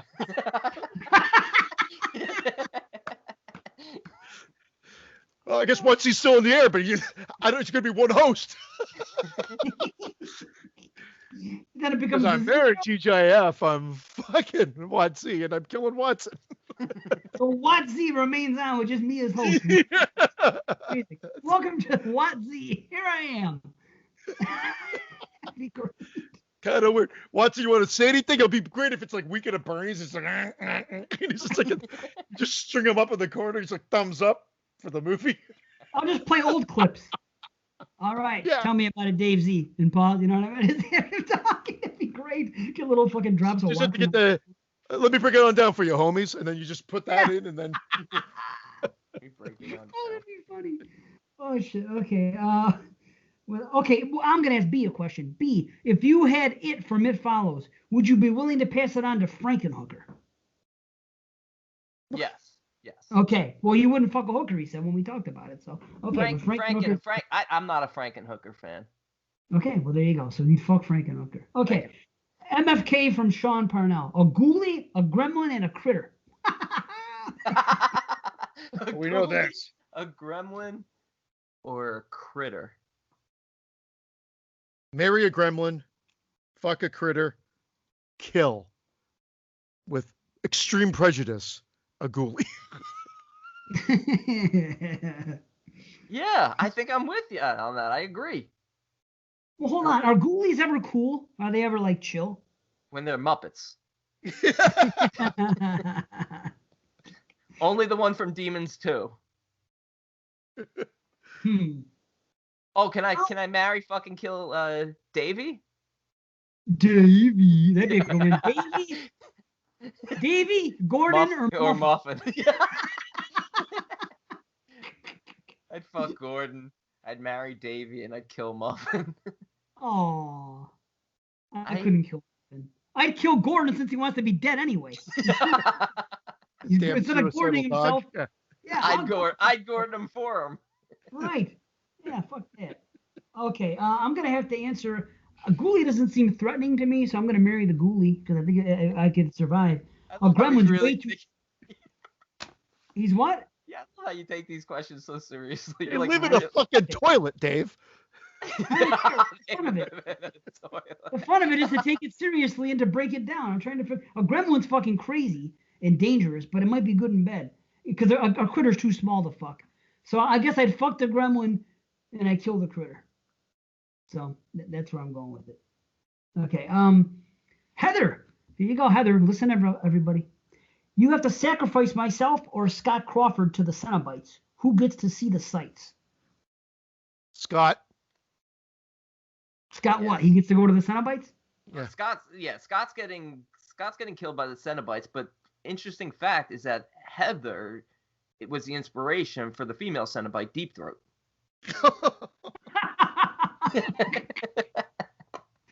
Wowzers. It's one of those shows. Yeah. Well, I would ask Heather. I love them both, but I would ask Heather, I would give her the choice. I would say, Heather, because you never know with her. She might be like a Frank. She might want to go explore that crazy sexual stuff, and it might be a good thing because she even says see the sights. So maybe she has an interest in it because she has a freaky kind of side. So I go, Heather. Scott does. What's that? They might have some freaky shit with his beard or something like that they'll do. Yeah, I just think that I would let Heather take the choice. But if she didn't give me a choice, I would just have to let her live. And I'm sorry, Scott, nothing personal. Scott's getting killed by the CD Cenobite. Yeah, the shittiest of all Cenobites. The five disc changer, I believe, is his name. Yeah. Which I believe I cracked that joke last show. Top albums. I just can't send Heather. She's there. got legs. Sorry. Okay, here we go. Here's another Heather question. You get to design your own horror movie escape room. Which movie do you base it off of? This one's easy for me. Really? What is it? Saw. Yeah, that's Saw. They're It's crazy. designed about Saw, and it's complicated because there is a definitive right answer, and unless you solve each room correctly, you die at the end. Or the lodge, but that would just be basically a bunch of people in an escape room sleeping. Nap time. Why not Friday the 13th? I mean, just makes it like a cop-out answer, but like Saw, the same thing. It's like that is like an escape room. Friday the 13th. Yep. The goal is you got to do. You gotta watch the entire box set before the timer runs out. I like that. I would come in my pants if I found out there's a Friday the 13th. You gotta piss on a rat or your time runs out and you die. Well, I've never been into an escape room, so I'm only going just by guessing what they're all about. And I did think Saw, but I don't want to take the same answer. But I thought of something that might be cool. I think The Shining, a whole Overlook Hotel type thing. Oh, that would be cool. That would be cool. And I think what we were just talking about, Hellraiser, would be a cool design. Oh, yeah. Wouldn't it? The rooms all look like Le Mans. You can't say that. Get out of my room. Get out of my room. Oh. All right, last question from Jonathan. If you had to choose one, Halloween 2 or Halloween 2018? No question, Halloween 2. Halloween 2. Halloween 2 and H2 before Halloween 2018. I agree. As a matter of fact, I agree with that. Friday 2, Nightmare 2. Rocky 2. You 2. Are we on to the next movie? Here we are. Let's get on to the next movie. Those questions are fun. I can't wait to do them again. No, there's one more. Wait a minute. Sorry. If you had to have sex with one animal, what would it be? Who wrote these? A gun to your head, one animal. What's the answer? Watson. No, an animal. Come on, a real animal. Have you really gotten to know him? He's a fucking animal. I'd fuck Animal from the Muppets. There's only one good answer for this, because I had this discussion years ago in the 90s. We were sitting around one night, a bunch of friends and I got wasted, and somebody posed a question. And it was figured out that a dolphin is the correct answer. Why is it the correct answer? Well, think about it. It's in the water. It's clean. It's soft. I think a dolphin, it would just be. I would go with a seeing in the me. Seeing in the me. I can't even answer that question. I don't know. I don't want to fuck in the water. A dolphin. Well, take the dolphin out of the water. Then. Shrinkage. I'm worried about shrinkage. Oh, man. Maybe a deer. Okay. A deer? While we're I just pictured it. In the middle of the street while he's stuck in headlights. Sucking headlights, you said? Stuck in headlights. You know, deers get, they get frozen in the headlights. Like he's in the middle of the road, you pull up to a stop, and there I am fucking in the middle of the street. Oh, shit. Oh, man. Let's talk about The Dead Zone. The Dead Zone from 1983, written by Jeffrey Bohm, based on the novel by Stephen King, directed by David Cronenberg. A man awakens from a coma to discover he has a psychic ability. All right. We did talk about this when you went upstairs very briefly, Dave. We said no one seems to talk about this movie. Just as a movie, as a Stephen King adaptation, it always seems to get more or less overlooked. Yes. More or less. I agree. And mentioned, as a Cronenberg, no one ever talks about it. Yes, and I mentioned that I had it as my number 9 on my Hidden Gems solo cast. It was on my top 10, so it was one of the films I talked about. Even though it is probably the most popular film I talked about on the solo cast, it is gravely overlooked or underrepresented. It's basically the pin of It's basically the pin of Cronenberg's. Made the same year as Videodrome. A couple of actors that are in Videodrome pop up in this, and like Milo and one of the others. It's and this Stitch and Milo and Otis.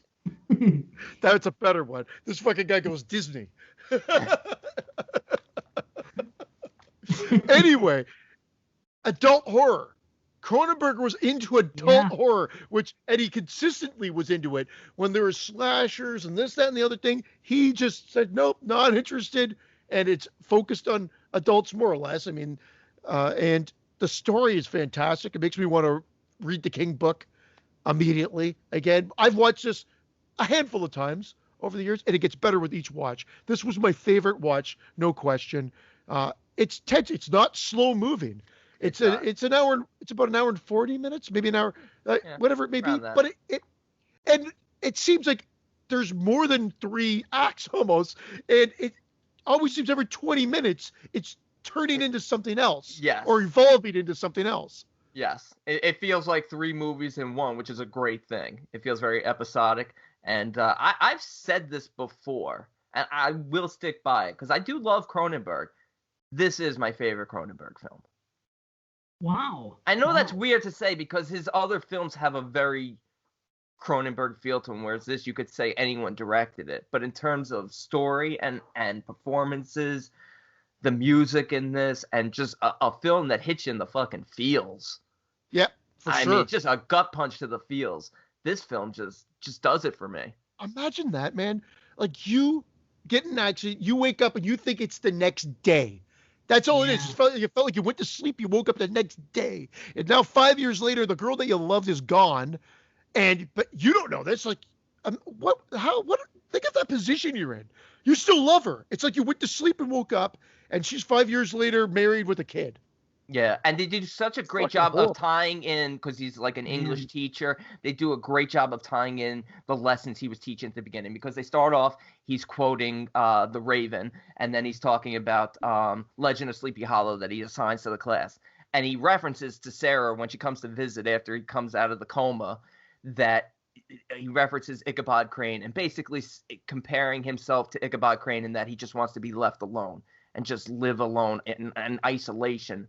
And the bigger tie-in is certainly Pose the Raven, because Pose the Raven is about Lenore, who's this lost love of the protagonist here being Johnny, Lenore being Sarah, his lost love that he can never get back after 5 years, and the Raven tormenting the protagonist in the story, in this case, is the ability, would be the Raven, that is a constant reminder of what Johnny has now and what he lost over the last 5 years. It's a constant reminder of the accident and what happened.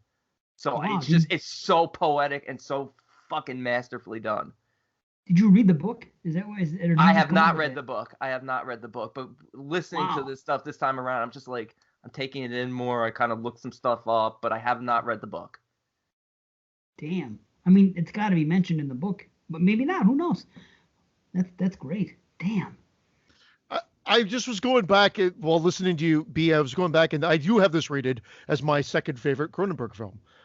I've long mentioned that Videodrome is my favorite, and my number 2 was The Dead Zone, and then The Fly thereafter. And so, what a year for him! My 2 favorite films from him. Man, that's amazing. The same year. One of the best Stephen King adaptations. They do such a great job. They do such a great job of representing this ability that he has, as cool as it is. They do such a great job of showing it as a curse to this character, as something that's not only a constant reminder of the accident that destroyed his life, but also the way it affects him and how he talks about every time he has one of these trances, that it's like sucking the life out of him, like he's dying inside. And basically he doesn't want it, but he does use it. And man, each time he uses it, I love that. How would you describe that music? It's almost like very like Twilight Zone-y, like. Yeah, that I almost love like that. It takes a note from Bernard Herrmann. I think like the Psycho Strings in a sense. Yeah. But even a little Pee Wee Herman. Yeah.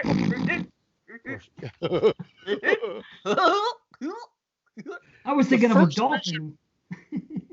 The noise you made. Not fucking this again. No, I didn't mean it that way.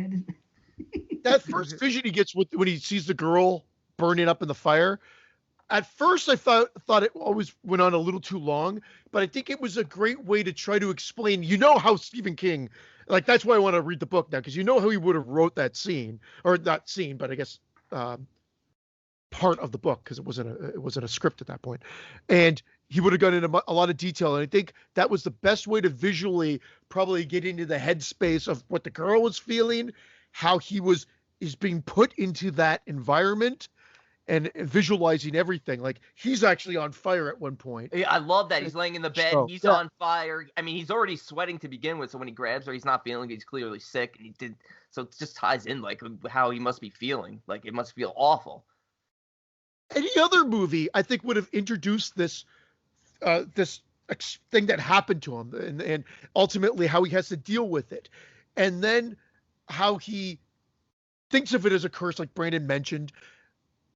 I guess his dad is almost like the catalyst and saying, like, look, maybe you should do something good with this when he's visited by the police officers and whatnot.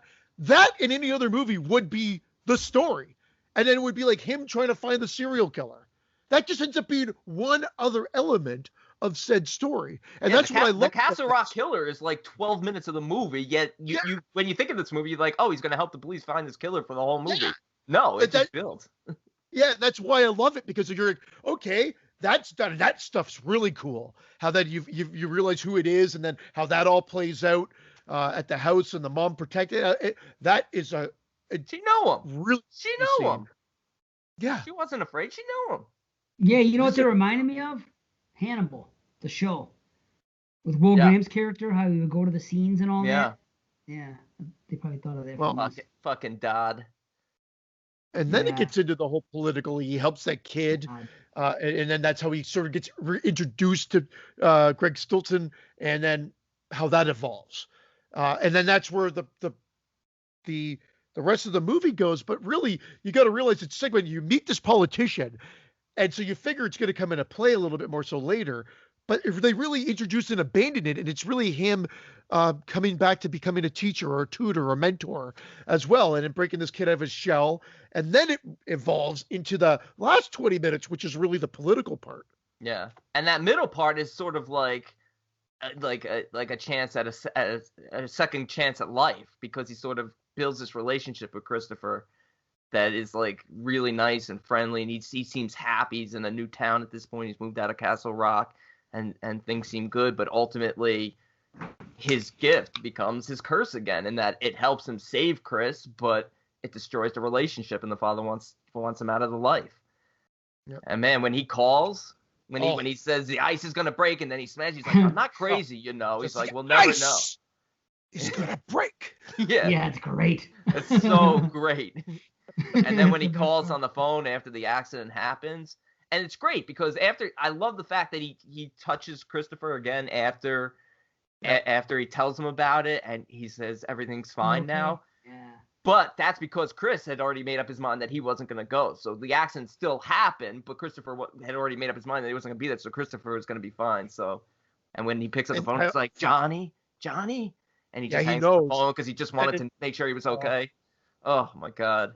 Heartbreaking. And the defeated look of the dad, like just sitting there. Yeah, just and just visually, to be told. That's what I'm talking about. Maybe that exemplifies more what I'm saying, that the story elements don't always have to be verbalized, and a lot of times that's what I think a lot of movies do. And this is showing it through images, and it's just nothing spoken there.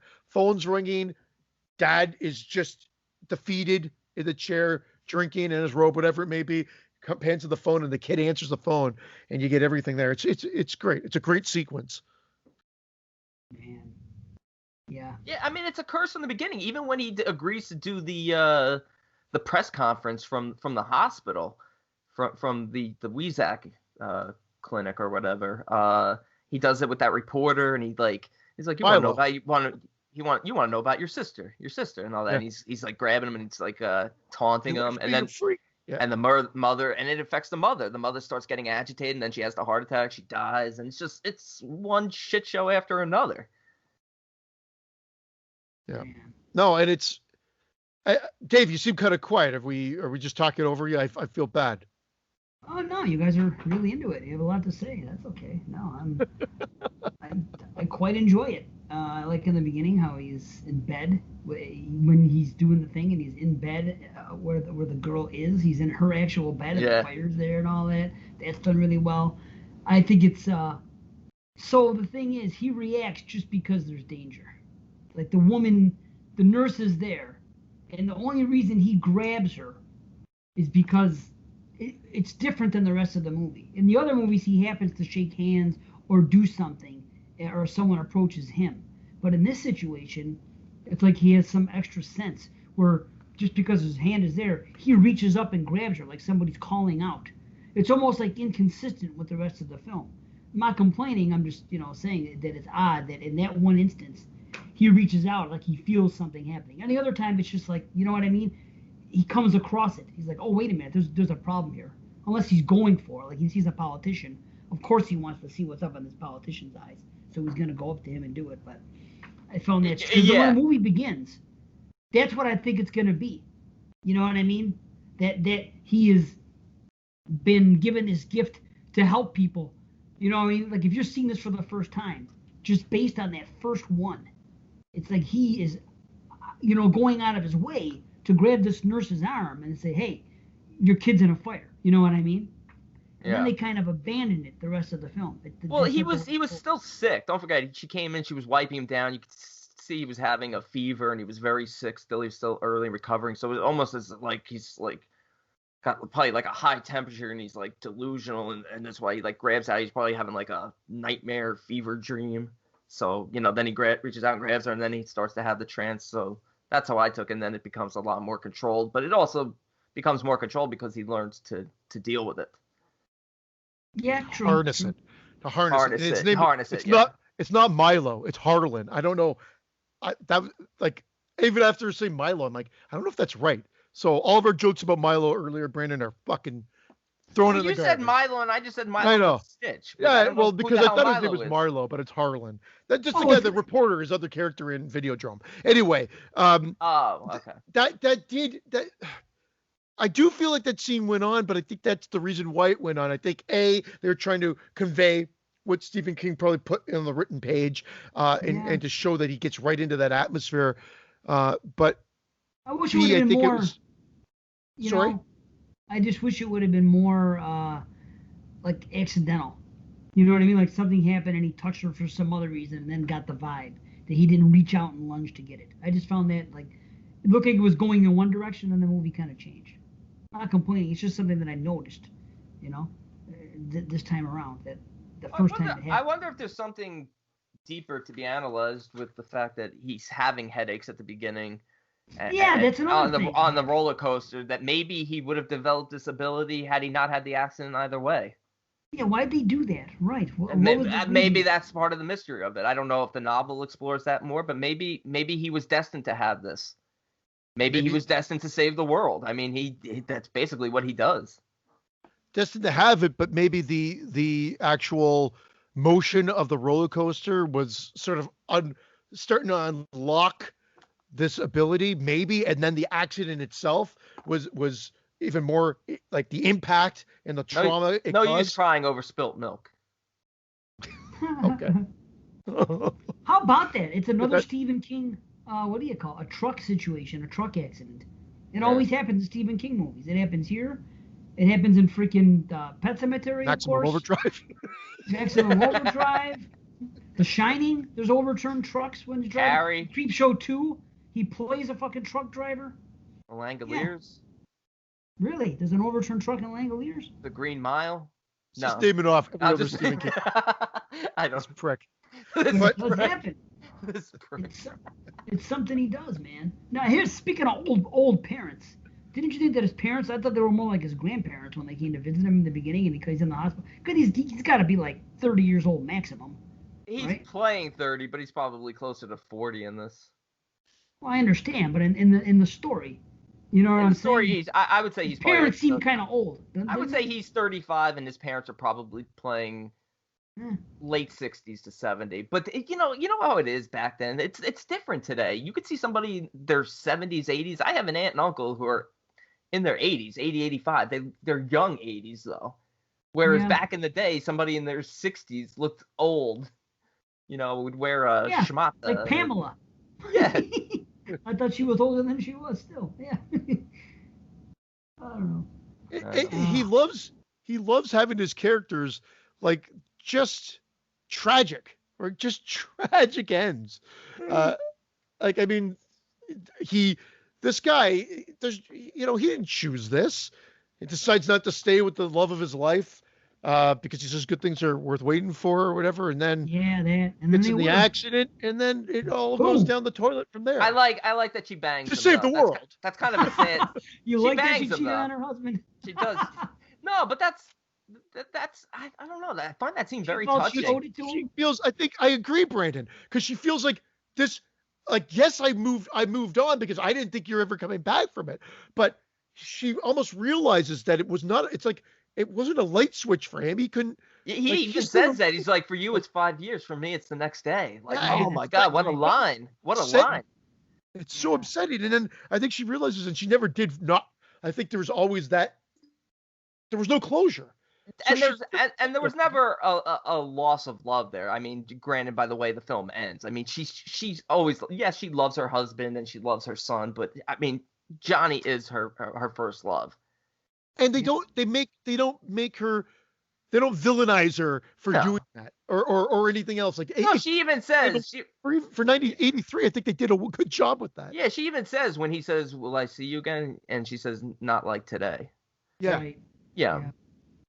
So we're gonna fuck. That's heartbreaking. I mean, everything. There's a lot of heartbreaking scenes. Even when he helps the doctor, when he tells the doctor that his mother, who saved him during the war from the Nazis, is alive, and he's like, "I couldn't talk to her. It wasn't meant to be." Oh my God, man! Jesus, it wasn't meant to be. Oh, that's crazy. Everything in here is just like, even when Chris, even when Roger throws him out of the house after he tells him about the ice, and Johnny just looks at Chris and he's like, "You were right." Talking about how earlier reference when Chris says, "I'm not the one who lives in a shell. It's my father who does." So he's referencing that. It's so that's good stuff. The performances. Christopher Walken is phenomenal in this. I mean, he's a great actor, period, but he's phenomenal in this. Yeah, and I think this is before everything became a Christopher Walkenism as well, like the way he delivers lines and whatnot, and. Just the transformation from how they portray him at the beginning to the black coat, like hood up, black coat portrayal of him later. Like, I mean, it's a good sort of juxtaposition, like just from a character standpoint, from what he's wearing, his style of hair, and how he looks, to when he's like the prophet, so to speak, on the second half of the film. Yeah, he gets cooler in the second half.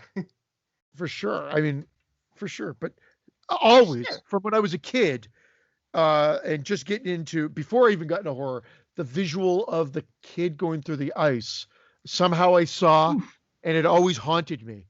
So it was one of those horror visuals that I remember playing out. I don't remember seeing the whole film at the time, but I remember just being freaked out by it as a kid. And it stuck with me.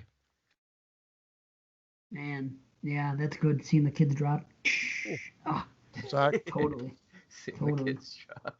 Man. How about Christopher Walken, though? He was talking about being Ichabod Crane in the beginning of this movie, and then years later, in Sleepy Hollow, he was the Headless Horseman. That's awesome. I didn't even think of that. I wonder if that was the first thing I thought. Having an in joke like on Sleepy Hollow. That would have been hilarious. I like the Snickers commercial where there's the horseless headsman. You ever see that, where it's a giant head walking around but he can't find his horse? No. You ever seen that? The horseless headsman? I'll have to look it up. You gotta look that up. Wow. No, that's fucked up. But must be a joke. God's been a real sport to me. How about that? He's great. And what the hell was that? That Dodd situation was freaking crazy. And his mother knew, and she calls him the devil. I'm like, you knew, didn't you? Why are you calling him the devil when your son's out there killing people and you know about it? Because he has some sort of ability. She's like freaked out that he knows that she knows. You knew, didn't you? You knew. Oh, Man. I understand. Maybe there's a ritual because he killed everybody with those scissors, or after strangling them. Dude, that's the worst way to kill yourself. Oh my God! Who would have thought of that? Slit your wrist with the damn thing. No, he positions it, and then he puts his mouth down on it. I'm cringing. You don't see a thing. It's all after effect here. Just the preparation for that Gordoning scene is fucking great. Actually, if you have the special edition, you hear Jason break Dodd's back before he swallows the scissors. I love a movie with good scissoring, but this was a bit much. The twitch when he's in the tub after. Oh, dude. Oh, yeah. That's twitch the death nerve. Yeah, you fucking got me to it. That's a real Bay of Blood right there. Nice. Man, oh man. You know what? It's like what you guys said about Cronenberg, this being a Cronenberg movie, not thought of one. A great one at that. It's just like John Carpenter with Christine and Romero with Creepshow. Nobody ever talks about those as being, they don't associate the director with those movies. They just associate them as something else. And it's all Stephen King. Wow, how about that? Yeah. Dead Zone, Christine, and Creepshow. So maybe Stephen King overshadowed. I would say especially Creepshow, I would agree with. Nobody ever says that. I know. Yeah. Creepshow's so classic, but I never think of Romero when I think of Creepshow. It's crazy. But I think maybe because it's King. So King, his name is stronger in the community and in pop culture than all the directors. King is king. Apparently. Yeah. Wow. And maybe, I don't know if this was well received at the time, but my God, has it stood the test of time? Because, again, presentation, acting, I'm actually upset that there isn't a good high definition Blu-ray, like a physical copy. I feel like this is a film that'll eventually get it. It says it was like a 10 million budget that made about 20 million. So, I mean, that doesn't seem like it's that a modest hit at the time. Like, not fantastic, but decent. Yeah. Like, usually if it doubled its budget, it would cover whatever they put into the marketing aspect at the time. I'm sure times have changed, but I just remember that sort of being the criteria of a hit. Like, I'll tell you what, he should not have shot.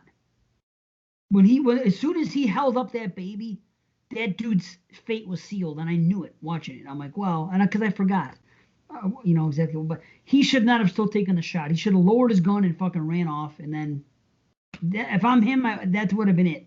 I would have been like, okay, well, mission accomplished. This guy's buried. He's never going to be president doing something like that. Well, he didn't shoot again. He didn't shoot again after that. He took the shot before he grabbed the baby.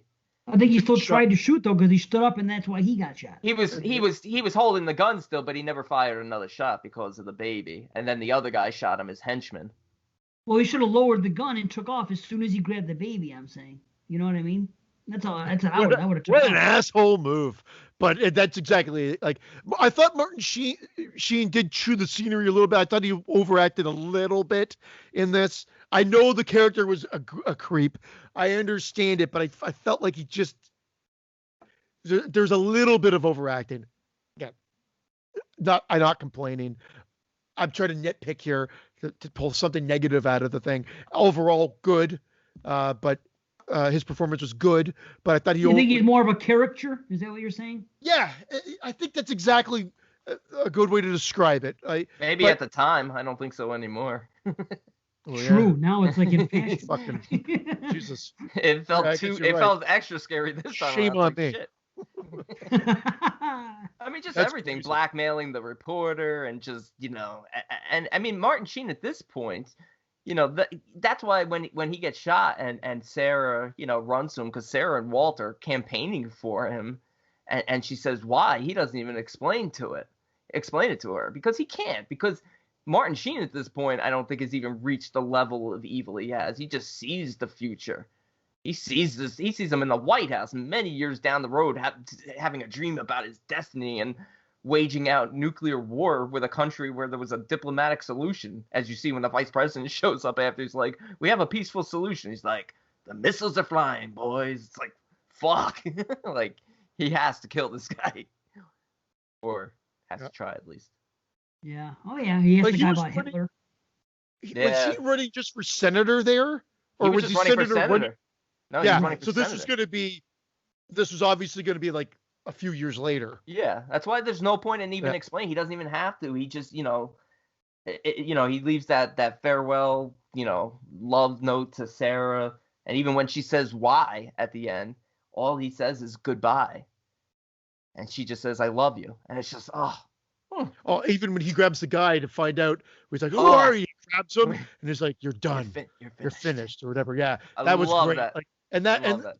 just that shot of him. Yeah, You killing see him. the Time magazine or whatever like that with the Yeah. gun, and then No future for Stilson, and it even changes his henchman, who's a prick. I mean, throughout, but in the vision, in the future, the henchman is there supporting him. Congratulations, Mr. President, you're gonna go down in history. But in this, when he's like, get that kid with the photographer, it's like him holding up the baby even affected his dirty henchman. And he's like, I didn't see no camera.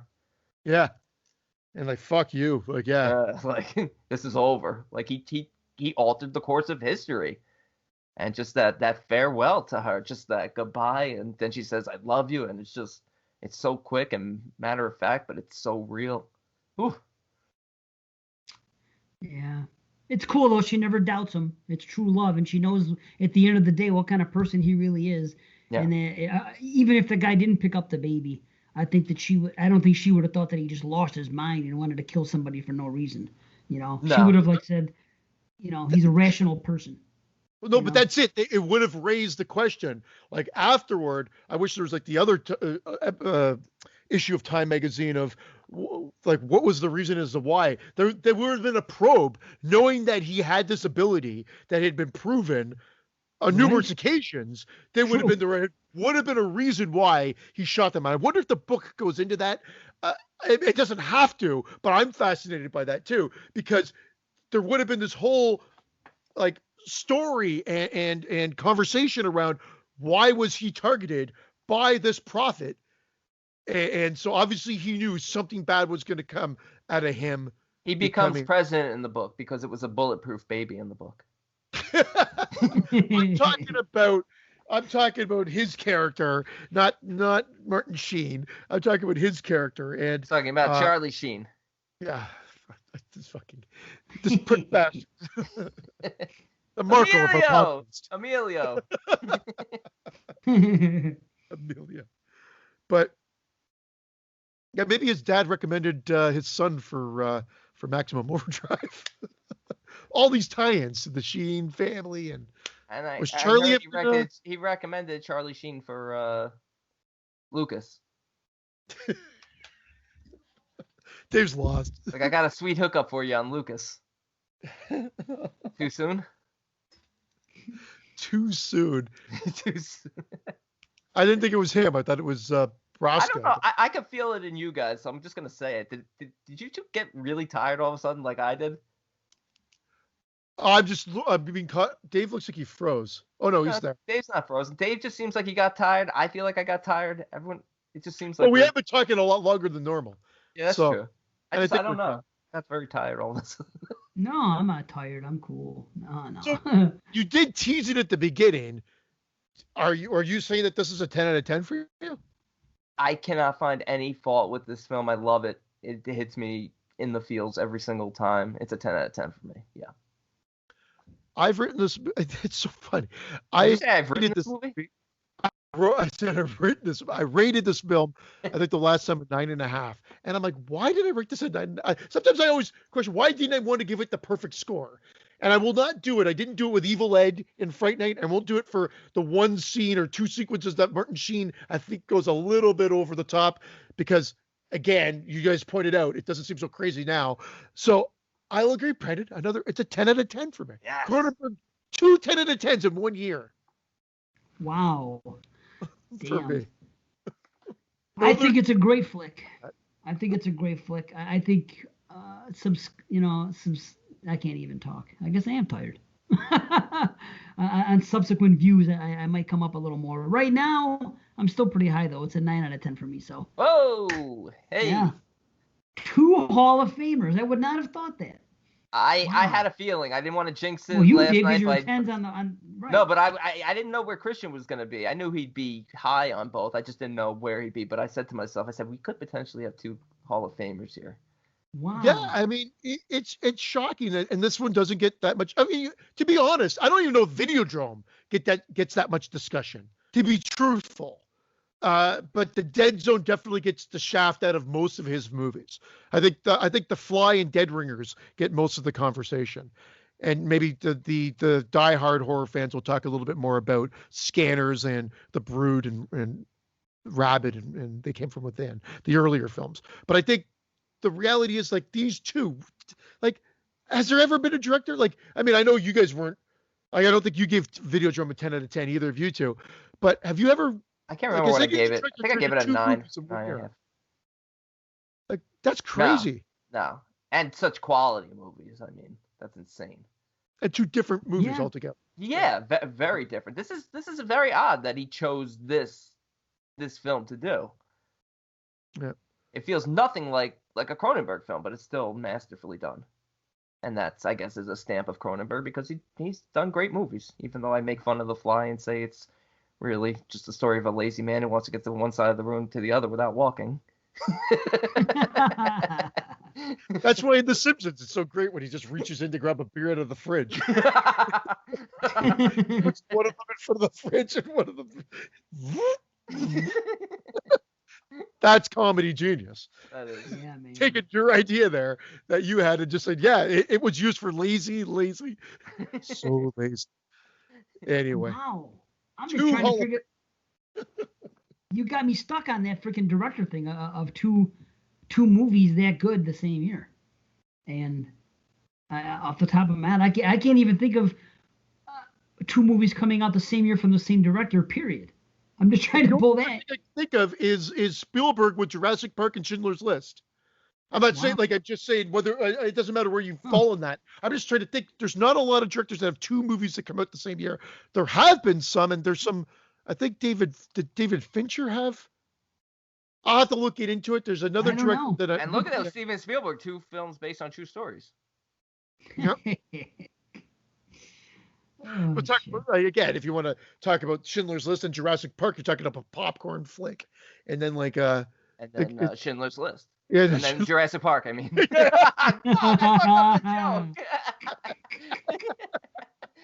fucked up the joke. God damn me. Anyway, guess you are tired. Conversation that will be a cliffhanger.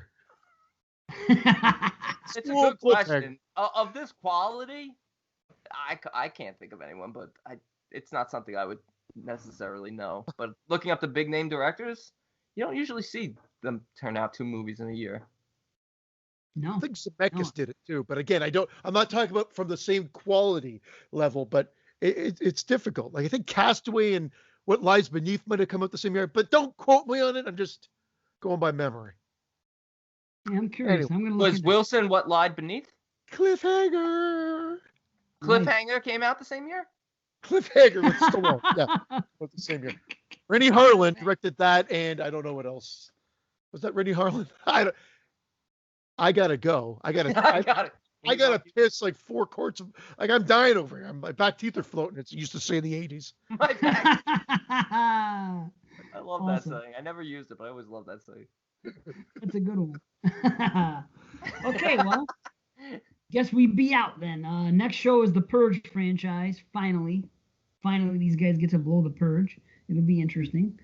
And 4 movies. So that's that. So better start watching, everybody. And we'll talk about them next show. And see you later. We love you.